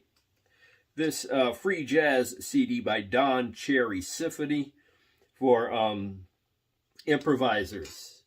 It is a very cool jazz set, in my opinion, free jazz. Some of the artists on this CD are Don Cherry on cornet, Gato Barbieri, tenor sax. Pharoah Sanders is on here as well on tenor sax and piccolo. Symphony for improvisers. I'm gonna get this on LP soon because this is I love this the vibe on this CD. When I recently moved into this house. Well, not recently, it was 2019. And I said to myself, when I get my stereo set up, this is going to be the first piece of music I play. Don Cherry, Symphony for Improvisers. Up next is an obvious one, very obvious one, Kind of Blue by Miles Davis. This is a UHQR 45 RPM version of the set. It includes an all-star cast: Paul Chambers, Jimmy Cobb, John Coltrane, Bill Evans, Wynton Kelly, Julian Cannonball Adderley. Oh, by the way, this 45 RPM version of the record sounds phenomenal. I have a 33 as well. Another one that you're not going to see in a lot of people's lists, but it's one of my favorites, McCoy Tyner, Fly with the Wind. And the song Fly with the Wind sounds sensational. This album includes Hubert Laws, Billy Cobham, Ron Carter. Here's a picture of the inner record. Very nice jazz album with orchestra as well. And this, like I said, the song Fly with the Wind is one of my favorite jazz pieces of all time. Now, this is not part of my top 10, but I just want to put this in as an honorable mention. Is McCoy Tyner, Inner Voices. It's a nice jazz album, but it does have some voices in with the jazz pieces on here. McCoy Tyner, Inner Voices. But like I said, this is just an honorable mention. It's not part of my top 10. Another one that's underrated, and I think it's the best Stan Getz album ever, in my opinion, is Stan Getz, Focus. I think my favorite song or piece on this record is a song called, I think it's called Pan. But this is a fantastic set by Stan Getz. I read a book on Stan Getz, and I think in the book it mentions that this is one of the albums he's most proud of. Stan Getz, Focus. This is a free jazz piece, the next one I'm going to show you. And by Ornette Coleman, Change of the Century.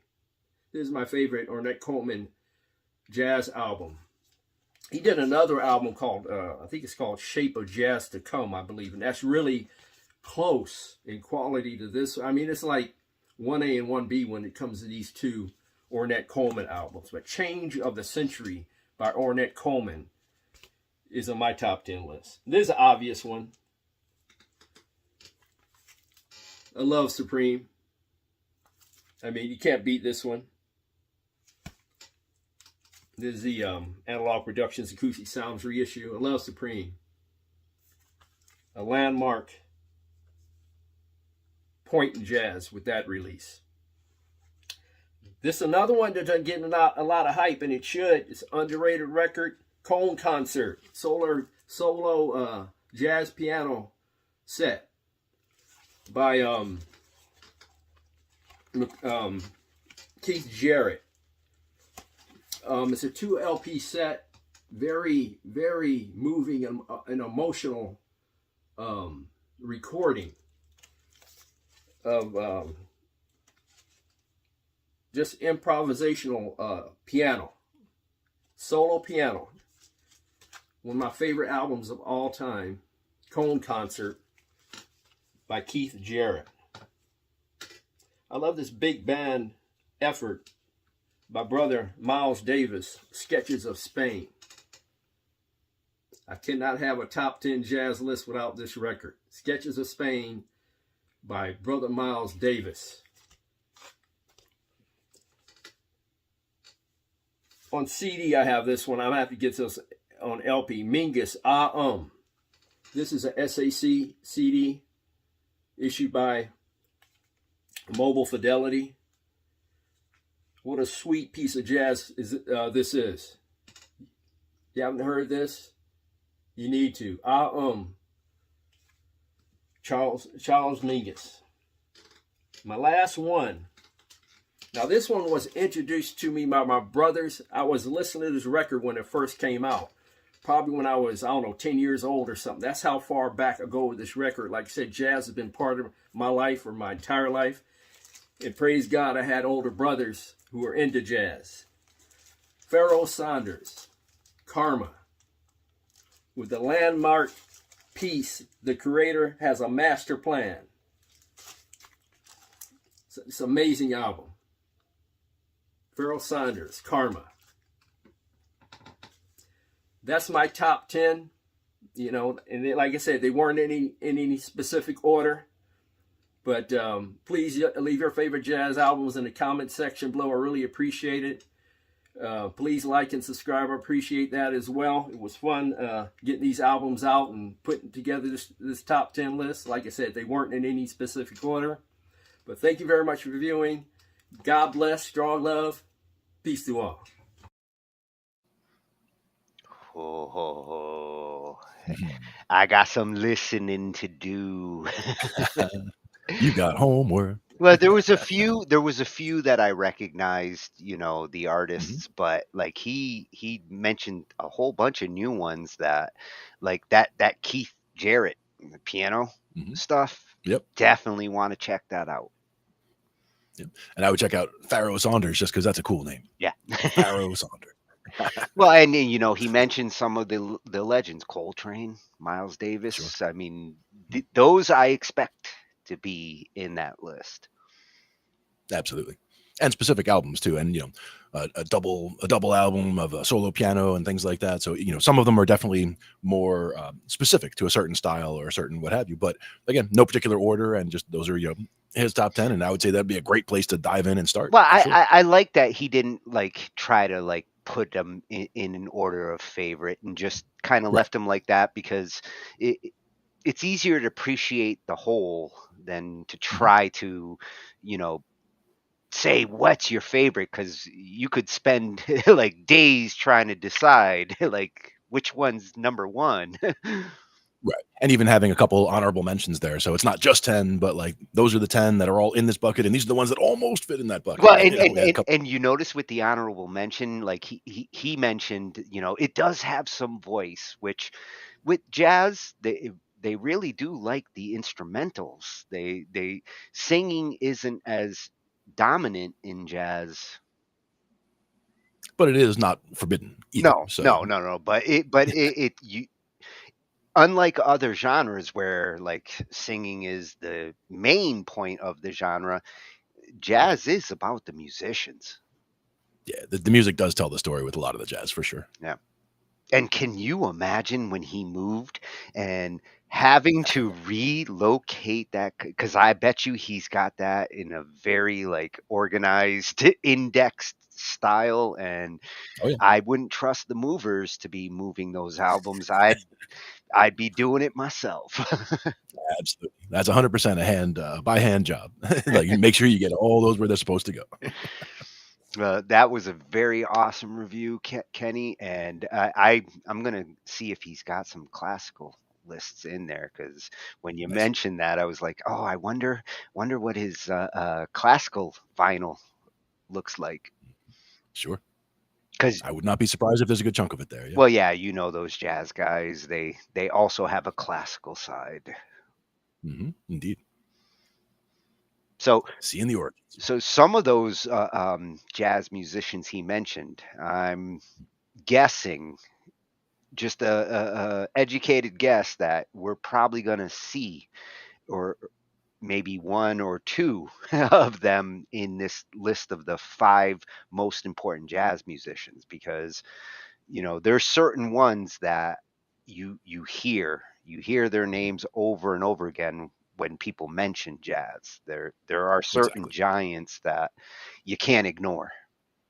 And that's one of the reasons why it says 5 most important rather than 5 greatest or best or whatever. So it's not it's less of an opinion thing and more of a, most important based on, the body of, work that they produced, based on how influential they were to everybody who came after them. Lots of different factors, I'm sure. Yeah, and that's the key is influential. It's not so much like whether they were the best at the style, but their influence, especially in the early days of jazz where it was going into its own, that's where influence matters. Indeed. And this is where we go back to Learn Jazz Standards because he is definitely a go-to on the jazz information. That second video right there, I can see the cover of that real book. That's one of those things. That's one of those things you'll see about jazz is a lot of it comes down to a real book where it's just a small little snippet of paper that can tell you everything you need to know about the song, but it doesn't tell you how to improvise over the song. Like it can tell you what key it's in, what notes, are acceptable or, the correct notes, but it doesn't tell you how to make that jazz. Well, and so it's helpful. And the same way he was showing the standards in the other video, it's getting to know the chords you're dealing with, and with jazz, it's a lot of improv. So how you play on top of that starts to become the music's in you. You have to find it and pull it out. And in the same way that if you listen to a lot of rock music, you'll recognize a 1-4-5 progression when you hear it. You'll recognize maybe a 1-6-2-5 progression when you hear it. Same thing will happen with jazz, where as you build up your repertoire of what you listen to or know or have taught yourself how to play, you'll recognize, oh, this is kind of like Starlight, or this is kind of like Autumn Leaves, but with a difference. You'll be able to relate them together. So it's not like fully learning a brand new piece every time because you've learned the the important structures like the 2-5-1 we talked about, the Coltrane changes, understanding how those work. You'll recognize them when you see them and hear them. Well, and that's why it's nice to actually hear those examples because it does speed up your ability to recognize like progressions. When you've heard enough of the progressions in different examples, somebody starts playing and you're like, oh, 2-5-1. Okay, we're in Autumn Leaves. Once you recognize them or once you hear them and start to pick them out, they'll just become second nature. You'll hear it and you'll be, oh, okay, that's super easy. And you could be at a in a jam session playing with people, and the first time around you didn't hear what they were doing, but all of a sudden you heard that 2-5-1. So the next time you're right on it, and someone's like, oh, how did you know they were going to do that? It's like, well, I heard it coming and I recognized what I heard, so I just jumped right there. And I assume that's what they were doing. That's why bands can have you come in on those open mics and you don't necessarily know the song, but you pick it up in a round or two. Yep, exactly. Or they can just wind me up and be like, if you can show me that the bass part just goes doom doom doom doom doom, then then I can just jump on that and build from there.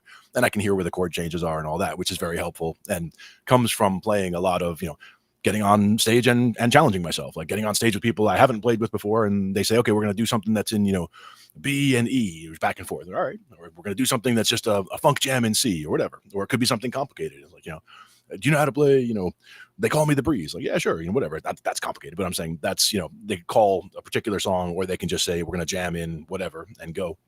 Glenn, but it all works out. Glenn can do it. Yeah, it's fun. And the more practice you do, the more you do that, the easier it gets, or the less intimidating it is. Because some people, like, if someone said, hey, you want to come up and play bass with us? And you go, oh, well, what songs are you going to do? And they're like, oh, I don't know, just come on up. Some people, they'd be like, no, thanks. I would want to work on it, write out my charts, understand the songs, have everything locked down, and then come back and play them. Me, I grew out of that a long time ago, because some of the people I work with, I'm halfway through a song and I still don't know what we're playing. So, I mean, like, they just start into something sometimes and I just jump on board and we go. Yeah. Because they know what they're going to do. The hardest thing sometimes is to jam with a noodler, someone who's just noodling around and never actually settling in to something that you can follow. I've had a few of those. And sometimes it's one where they called the song at the beginning. I don't recognize, it's like, oh, I'm not really sure on that one, but I can follow from the changes. But instead of giving me chords to hold on to, even once around, it just goes right into, and I'm like, what am I supposed to hear there? Yeah. Like, well, I need something. Guitarists are infamous. The lead guitarists who just want a solo, and they don't actually give themselves a little rhythm and accompaniment to get going, and they just want to like lead the whole time. It's hard to get someone to accompany you if you don't get them into the groove. Yeah, and that's one of the reasons why Joey and I happen to work together so well. We've been working together for 15 or more years, and him being a guitar player, and he understands, what he can do. Like, he can just start into a song and he sees how I can just jump into what he's doing. So he knows what to expect, and he knows how to wind me up. Like I said, if he wants me to play a certain line, he can just go, do do do do do do do do do, and I'll follow him in a few seconds, and then he can go off and do whatever he wants. I'm already locked into what I was doing. Same thing. You feed me the changes, just give me a little piece of a chord, and a chord. I'll come around with it again, and then he can go off and do a solo, knowing that I'm going to keep that pattern going until we go to that other part. Yeah, he has a healthy balance of both rhythm and leads, and knows how to start with the rhythm and shift to the lead. Yep, and understands how to wind me up to get me, to play what he wants me to play under what he's going to do as a lead. So it makes it a lot easier. Whereas I've jumped on with other guitar players, and again, the noodler with it's like, that's not really the way to do that. Like, jump in, give me once around where I can hear what's happening. If it's a song I told you I don't know, and then we'll go from there. Yeah. So learnjazzstandards.com. He's got a website too, and I'm definitely going to be visiting there. Consider it bookmarked. Oh yeah. We're going to look at the 5 most important jazz musicians of all time. The ones that really influenced the foundation of jazz. Let's see. Comes down to it, there are so many great jazz musicians out there that you need to be listening to. There's so many that have so much to offer, so much inspiration, and had such a big impact on jazz history. But in today's video, I want to boil it down to what I think are the 5 most important jazz musicians that you need to be familiar with and listening to. That's coming right up. What's up, Brent here from LearnJazzStandards.com, which is a blog, a podcast, and videos all geared towards helping you become a better jazz musician. Make sure you subscribe below if you've never done that before. Hit that bell notification button. Like I said, a ton of jazz musicians out there, but in my opinion, there are 5 that made really big innovations and impacts on jazz history that has influenced how we play jazz music today. Now, I'm going to go into my list of 5, but I'll give a little disclaimer right away. There are going to be a ton of musicians that I leave out, and some of you are going to get very angry at me. I know this because I did a blog post similar to this years ago and got a lot of people upset about the guitar players I left out and the other trumpet players and saxophone players. This is not a comprehensive list. These are the ones that I think are the most important. So with that being said, what I want you to do is leave in the comments below, what do you think are the most important jazz musicians of all time? Just fill that comment section up with that, and we can, just cool our tempers down and, that's going to be your release for you. Jazz musician number 1 is Louis Armstrong. When it comes down to it, Louis Armstrong was one of the most impactful jazz musicians of all of jazz history. When he came onto the scene, obviously he was innovating jazz music. The sound of his trumpet, the singing, he really was the person that mostly invented scat singing. And just in general, if you don't listen to Louis Armstrong, I mean, you're just going to be completely lost. So start with Louis Armstrong if you have not done that already. My personal favorite album of Louis Armstrong is the classic one that he did with Ella Fitzgerald. It's Ella and Louis, so lots of great songs of that album. Of course, you need to listen to his Hot 5 and Hot 7 bands. Those are really important, obviously, so check those out. I just like that one because, hey, it's classic. It's great. My favorite Louis Armstrong recording comes right off that album as well, and it's called Cheek to Cheek. Just love that recording.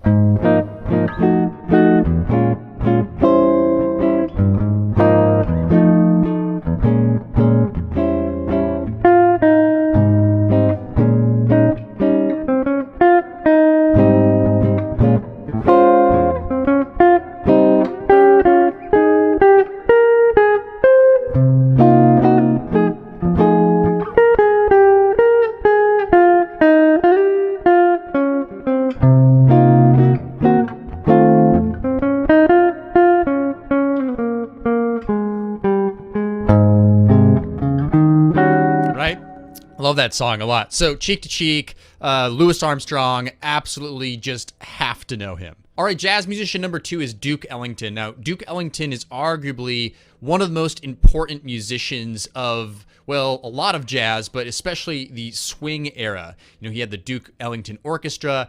He composed so many tunes that are now in the Great American Songbook, which is what we often use for jazz standards. And of course, without Duke Ellington, Billy Strayhorn, he wrote so many songs for the Duke Ellington Orchestra. Just all in all, you really need to know Duke Ellington, his music, his band, super, super important. One of my favorite albums is Ellington at Newport. Now, this was in 1956, and a lot of people say it's one of the best Ellington recordings of all time, and one of the more important parts of revitalizing his career, because at that point, the heyday of swing music was kind of dying out. Bebop and hard bop and all that stuff had taken over.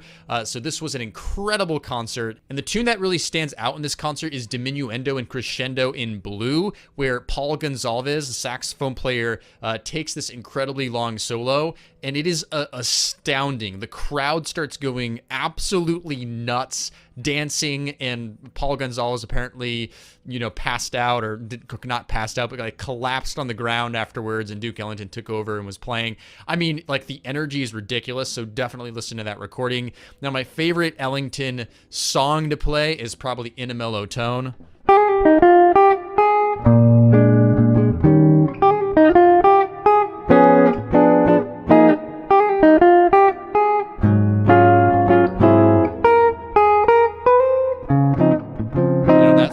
Love that tune a lot. I mean, just so swinging. So I always like to call that one when I'm just really in for a swinging tune. So Duke Ellington, have to know his music. Super important in jazz history. Now, jazz musician number 3 is Charlie Parker, and I would have to almost lump in Dizzy Gillespie with Charlie Parker because they were really the duo that pioneered the bebop movement in the 1940s, but Charlie Parker really gets a lot more recognition for that. So Charlie Parker and Dizzy, you definitely have to know, but Charlie Parker was just really a huge innovator in the music. He basically was taking what was before danceable, popular swing music, and all of a sudden he was turning it into this virtuosic thing, composing tunes that just had way more complex harmony, were all about, these angular melodies. So Charlie Parker is just someone you absolutely have to know in jazz history. The style of bebop has influenced even what we play today in jazz music. Now, as far as favorite albums, I'm not sure that I have one because there's just so many great compilations out there. In fact, mostly what you find around Charlie Parker and even Dizzy Gillespie are compilation albums, which you will find amazing tunes out there to listen to. As far as favorite songs, it's almost hard to pick one because there's so many great ones like Confirmation, and Dizzy Gillespie had Hot House. I mean, there's so many tunes, right? But the one that I love to play all the time is Yardbird Suite.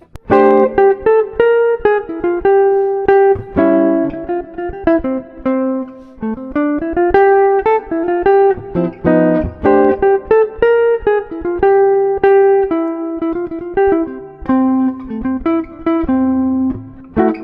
to the bridge. Anyways, Yardbird Suite. Love that tune. Gotta know Charlie Parker. Super important in jazz history. All right, jazz musician number 4 is definitely important, and that would be Miles Davis. Now, Miles Davis is important for many reasons. First of all, he's one of the only musicians that actually adapted with the times. For example, he started off in the bebop era, and he even played with Charlie Parker in the 1940s.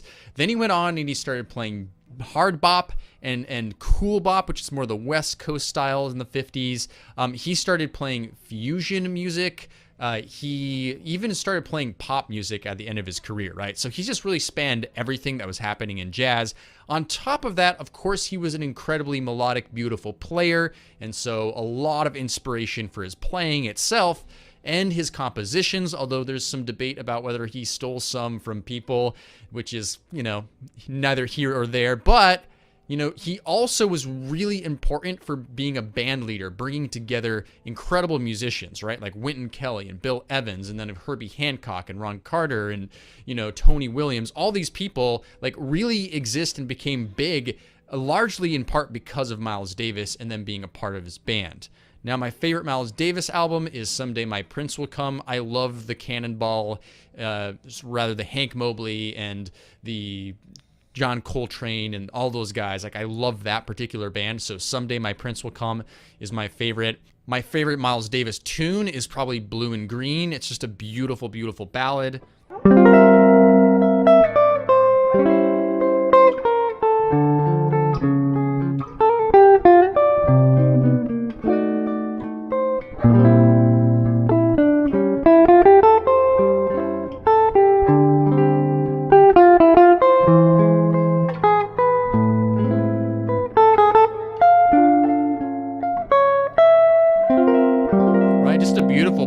So I always love that one. Miles Davis, important for so many different reasons. Make sure you're well familiar with him. Now, the last musician I want to talk about is John Coltrane, who, in my opinion, was one of the biggest innovators in jazz music. And even today, if you go out and listen to really great saxophone players play and other musicians, you can hear lots of John Coltrane influence. Now, of course, harmonically, he had stuff like giant steps and countdown and his particular changes that he was applying over different tunes.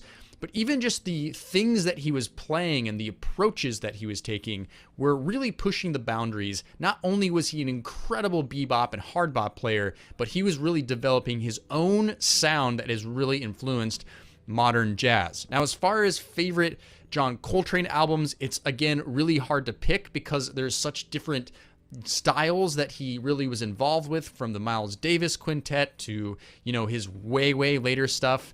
That's like more ethereal and out there.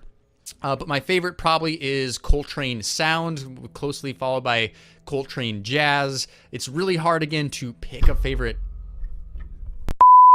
It's really hard to pick a favorite tune. I right now do love the way he plays the ballad Weaver of Dreams off of that Cannonball and Coltrane album. That's just a beautiful song.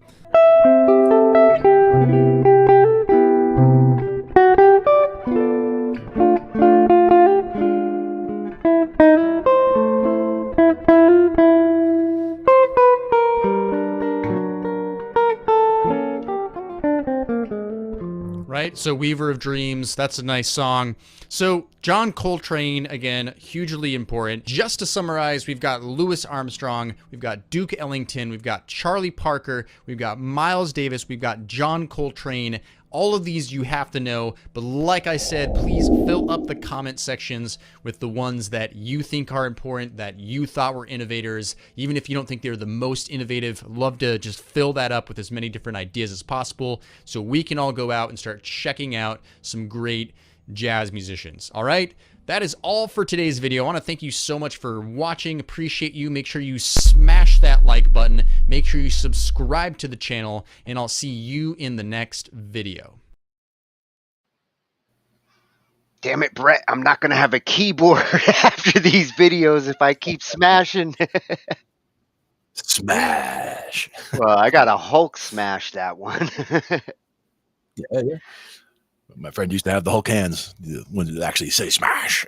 They make a smash sound when you crush things. Well, and But yes, I excellent cannot suggestions. disagree. I cannot disagree with his top five. I mean, I could understand how some might feel like there's other ones that should be included in there, but you know, if you're gonna have like five, you only have so many slots. Everybody he mentioned there is monumental in jazz. Hmm. Oh yeah, for sure. I mean, Excellent place to start. he started with like the big gun there with Louis Armstrong and Ella, Hmm. like Yep. Yep. huge influence. Indeed. And Excellent not stuff. surprised with the Miles Davis and Coltrane. That's another one that like you see the influence all over. Hmm. Yep. And that's the second one from Learn Jazz Standards. Yes, Excellent. awesome jazz resource. He's gonna get my jazz on. There you go. I think we have time for one more. Yes, and this one I couldn't resist because I love Stravinsky, and I Mhm. didn't realize like that he had influence in the jazz world, but I'm not surprised. Yeah. It's a very um, different style of classical music. When Stravinsky came along, he kind of set the modern classical world on fire with the Rite of Hmm. Spring.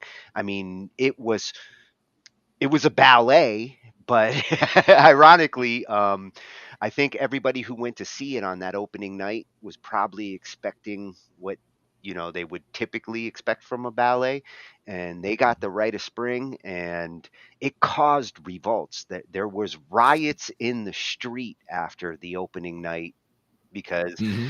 apparently they wanted their money back, but it it proved to be such an influential piece to composers in all genres afterwards. He's one of Hmm. my most influential composers, just totally out of the box. Right. Excellent stuff. And again, jazz being, a very out of the box style in the first place, starting with something like Stravinsky and then taking it that extra step further and turning it jazz. That's going to be some crazy Well, stuff. and as I was checking this one out, to hear the jazz variations of it, Mhm. maybe there wouldn't have been riots if he had tried the jazz approach. But at the time, a lot of the jazz, the bebop, and all of that hadn't come into fruition yet. So, it it took some settling in of Stravinsky's work for them to bring it into the jazz styles that would come afterwards. Indeed. And this one comes from a composer. When Mhm. we do another composer night, going to be coming back here, David, Indeed. at D Bruce over on YouTube. That map of music looks interesting too. Oh yeah. He's got some cool videos in here. Mhm. How to write music for instruments you can't play. Sure. Definitely interested in that. Mhm. In the meantime, we have why jazz musicians love Stravinsky. And I love Stravinsky too. Yeah. My name's David Bruce. So if you ask jazz musicians which classical composers they like, one name that crops up more than most, even amongst people who aren't really into classical music, is Igor Stravinsky. And I think a lot of that comes down to just one piece, the Rite of Spring. I mean, just look at how many jazz versions there are of the Rite that have been made over the years.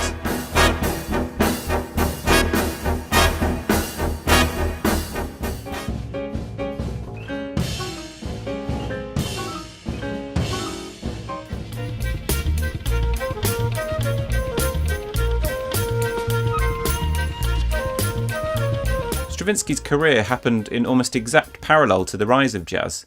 His first orchestral works emerged during the years of ragtime, and he died in 1971 as Miles Davis and Herbie Hancock were releasing some of their classic jazz fusion albums. Many of the most celebrated jazz musicians, particularly from the more experimental periods of jazz, from Charlie Parker to Charles Mingus to Ornette Coleman, have all expressed an interest in Stravinsky, and numerous of them have quoted famous passages from Stravinsky's in their solos. Here's a particularly prominent sampling of the opening of The Rite of Spring from Ornette Coleman's Sleep Talking.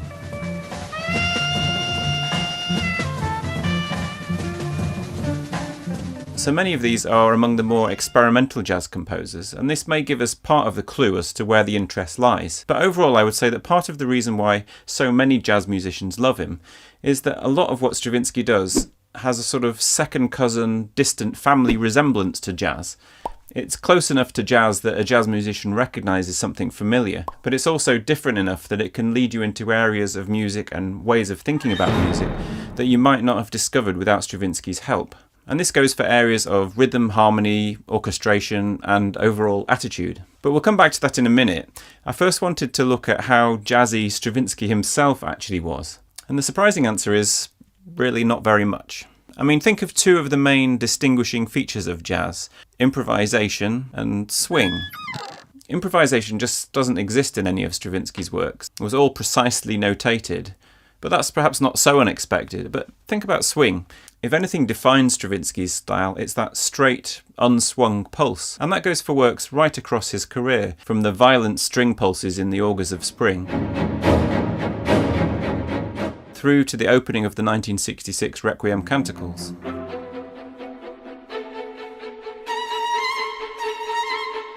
Across his career there are 5 works that make an open reference to jazz. There's the Preludium for Jazz Ensemble, written in 1937, and perhaps a test piece for the more substantial Ebony Concerto, written in 1945, for Woody Herman's big band. And then there are 3 earlier ragtime pieces: Ragtime for 11 Instruments, Piano Rag Music, and the short ragtime section in The Soldier's Tale. So Ebony Concerto is often cited as Stravinsky's most jazzy piece. It was after all written for one of the leading big bands of the period.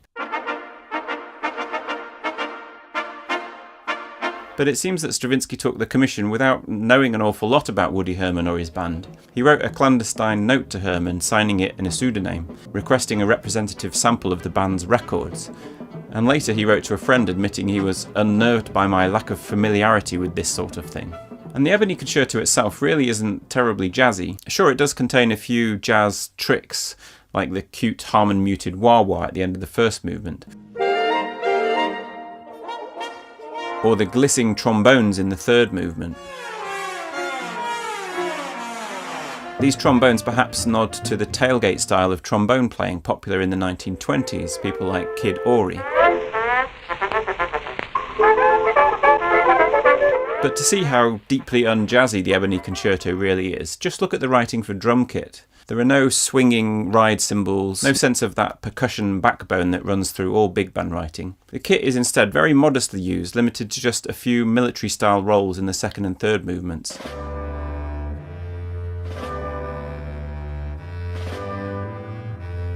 And a passage just for tom-toms in the first. And like that trombone moment, what jazz there is in the Ebony Concerto looks back to a far earlier period of jazz. In fact, I would say that ragtime is the only period of jazz history that Stravinsky truly interacted with. And by the way, if you want to hear more about the ragtime influence on the Ebony Concerto, check out the video I did for London Symphony Orchestra, which I'll link to below.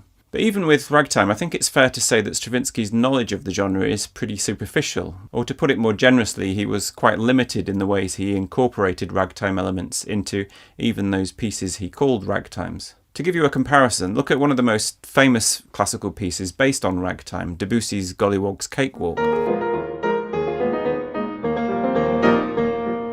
Debussy quite clearly uses 2 of the most characteristic aspects of the ragtime in this piece. The left hand, which alternates 2 chords and moves in a sort of umchar style between the bass note and the chord, and then a right hand which prominently features this rhythm. Now there are whole academic treatises on how important that rhythm is to ragtime, but it's quite striking that even in some of the pieces Stravinsky calls ragtime, such as piano rag music, this rhythm can barely be found.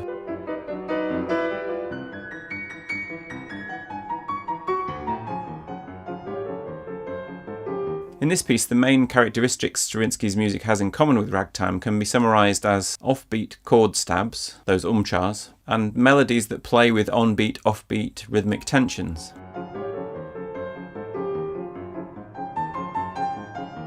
And although this all sounds like a criticism, this is really the first example of why Stravinsky might be a composer of interest to jazz musicians. He's definitely not one of those composers who trendily tries to make his own music down with the kids by being jazzy. He doesn't remind you, as Mark Anthony Turnage remarked of some composers, of that excruciating feeling you get when you hear opera singers trying to sing jazz. So Stravinsky doesn't fashionably imitate jazz, but the music itself is quite close in many of its aspects to jazz. Let's take the idea of syncopation. Here's a fairly typical ragtime piece by Scott Joplin.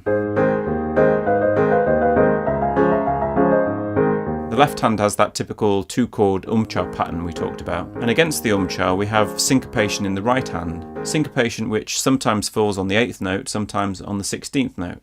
In fact, if we remove what are essentially on-beat passing notes in the right hand, you can see how syncopated the passage really is. Now firstly, umchar patterns like this are themselves extraordinarily common throughout Stravinsky's music, but let's look specifically at the petit airs movement from Stravinsky's Soldier's Tale. The bass throughout repeats a pattern of 4 8th notes, just like in the Joplin example, but against it Stravinsky plays all kinds of tricks so that the perceived downbeat is sometimes on the G, sometimes on the A. And Stravinsky doubles the oral game playing by confusing our perception of where the tonic note is as well, which sometimes seems to be the G and sometimes the A.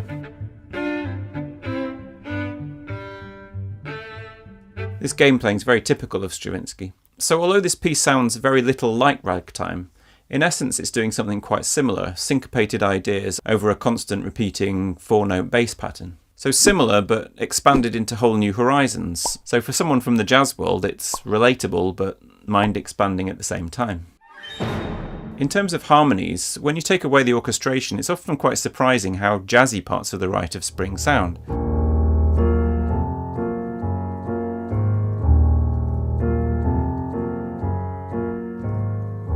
One of the aspects of Stravinsky's style that I think particularly appeals to jazz musicians is the way of having a diatonic melody which is then harmonised by some pretty radical chords underneath.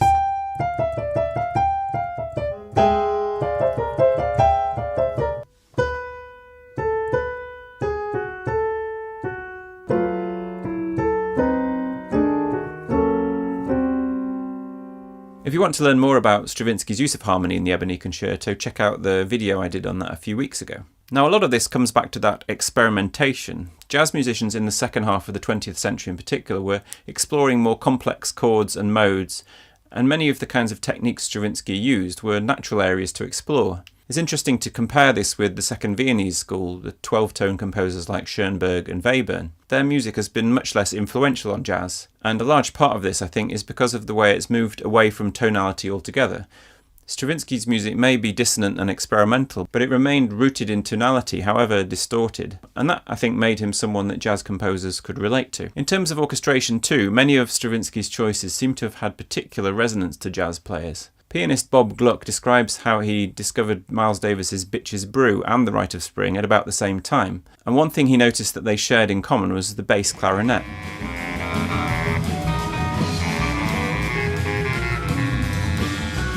It's true that the use of the high bassoon at the opening of The Rite of Spring is one of its most famous moments, but for Gluck it was the bass clarinet that was most significant, either operating as a sort of grist grinding away with repeating patterns in the lower register, or as one of those brief distinctive solo outbursts that punctuate major turning points in the piece.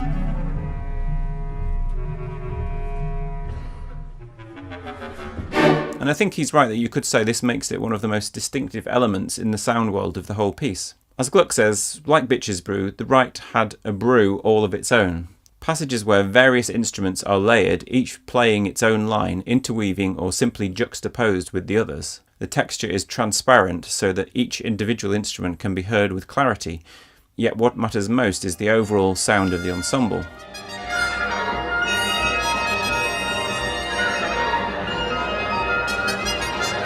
And for Gluck that formed a direct comparison with the way Miles Davis layers instruments on The Pharaoh's Dance, for example, from Bitches Brew.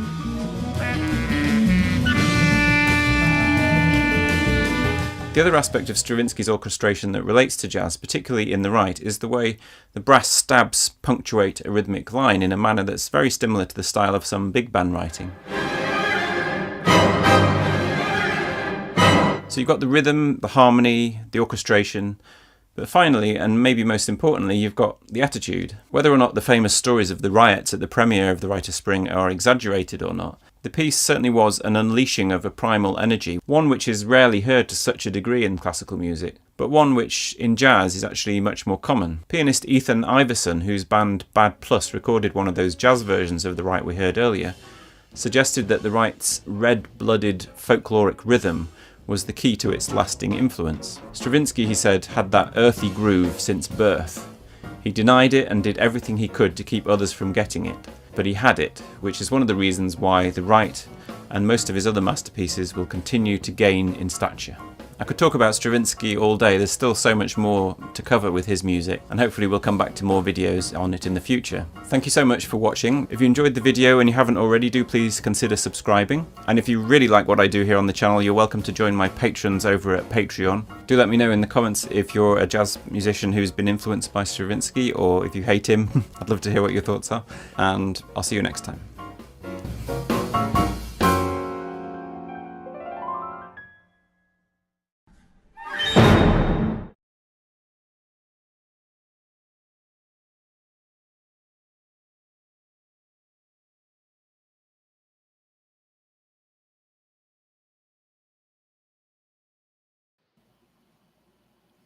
Oh, it warms my creative heart to see a Stravinsky lover like that go into that kind of in-depth analysis. Absolutely. Wow, David, you got a fan here. I will check out all your Stravinsky analysis. That was Nice. so good. Call that Jazzvinsky. Yeah. Well, see, I never saw the connection with Stravinsky and jazz till now, but he does have some metal influences.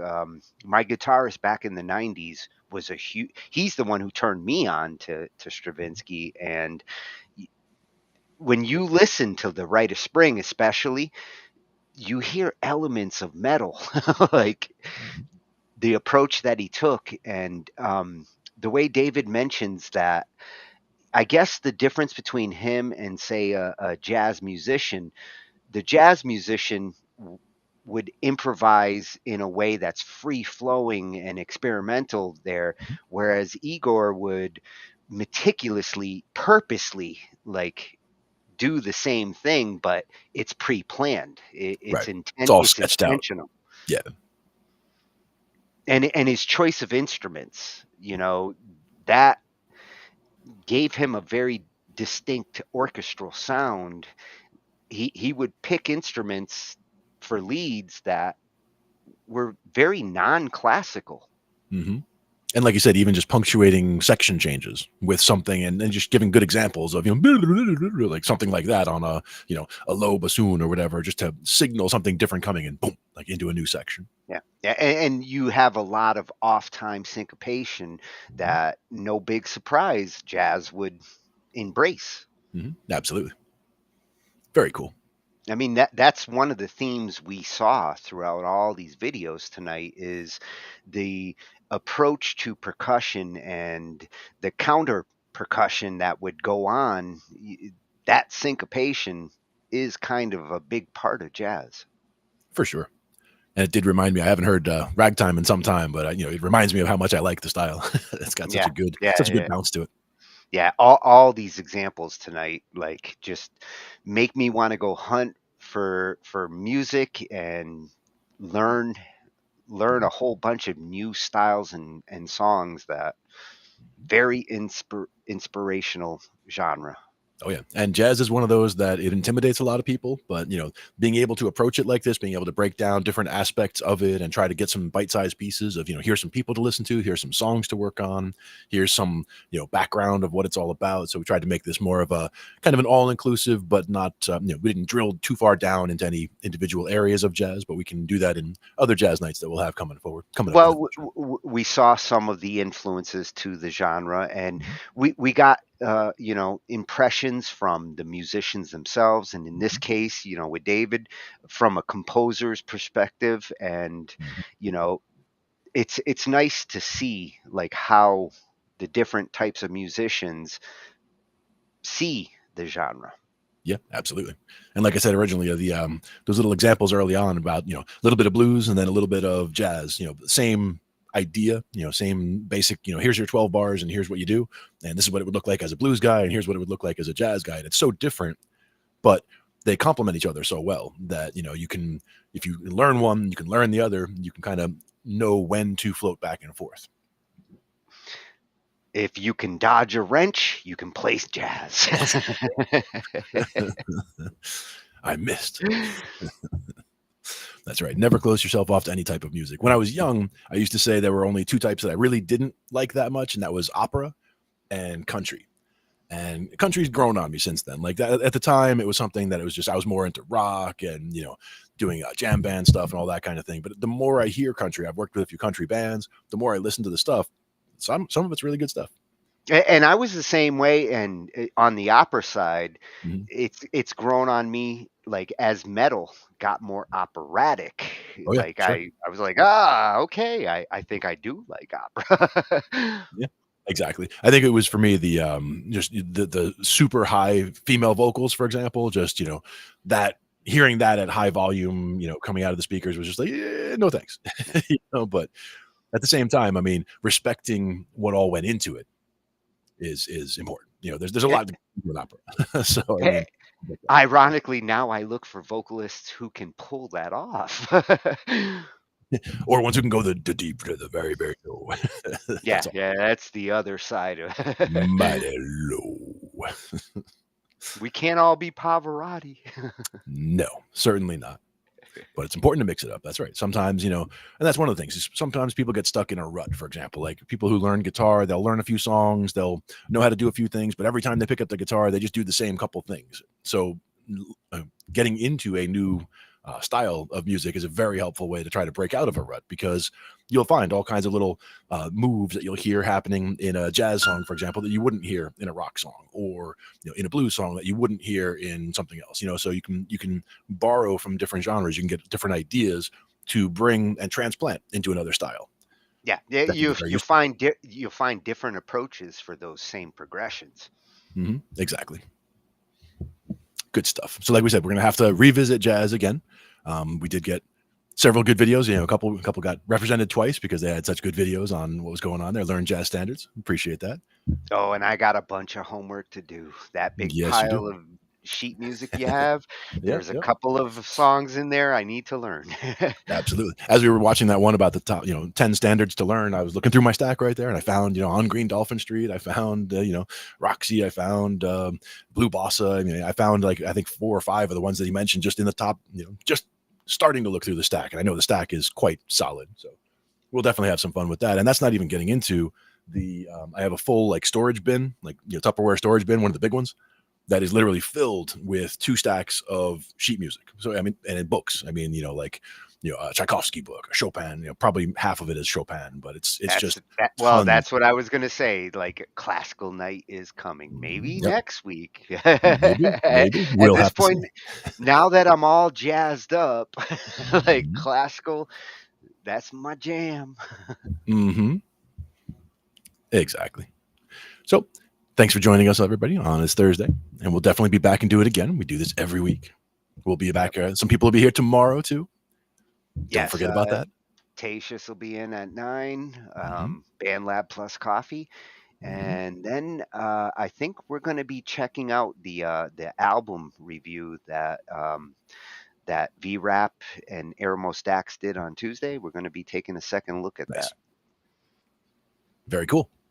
That'll be tomorrow night, and we'll be back with more Talking Shh I.T with Glenn and Tony next week. Thanks, everybody. Night, everyone. See you next time.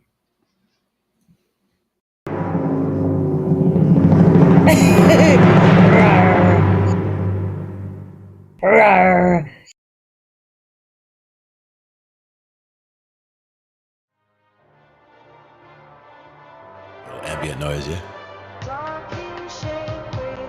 So now you're grabbing some Band Lab clips.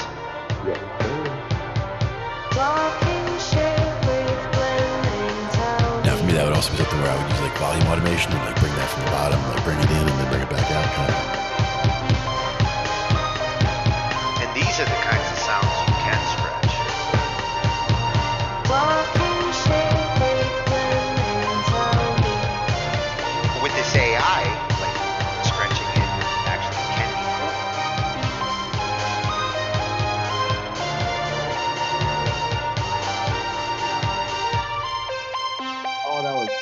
for the interlude too. Ends it right in the I right didn't spot. even notice 40. Talking shit with Glenn and Tony.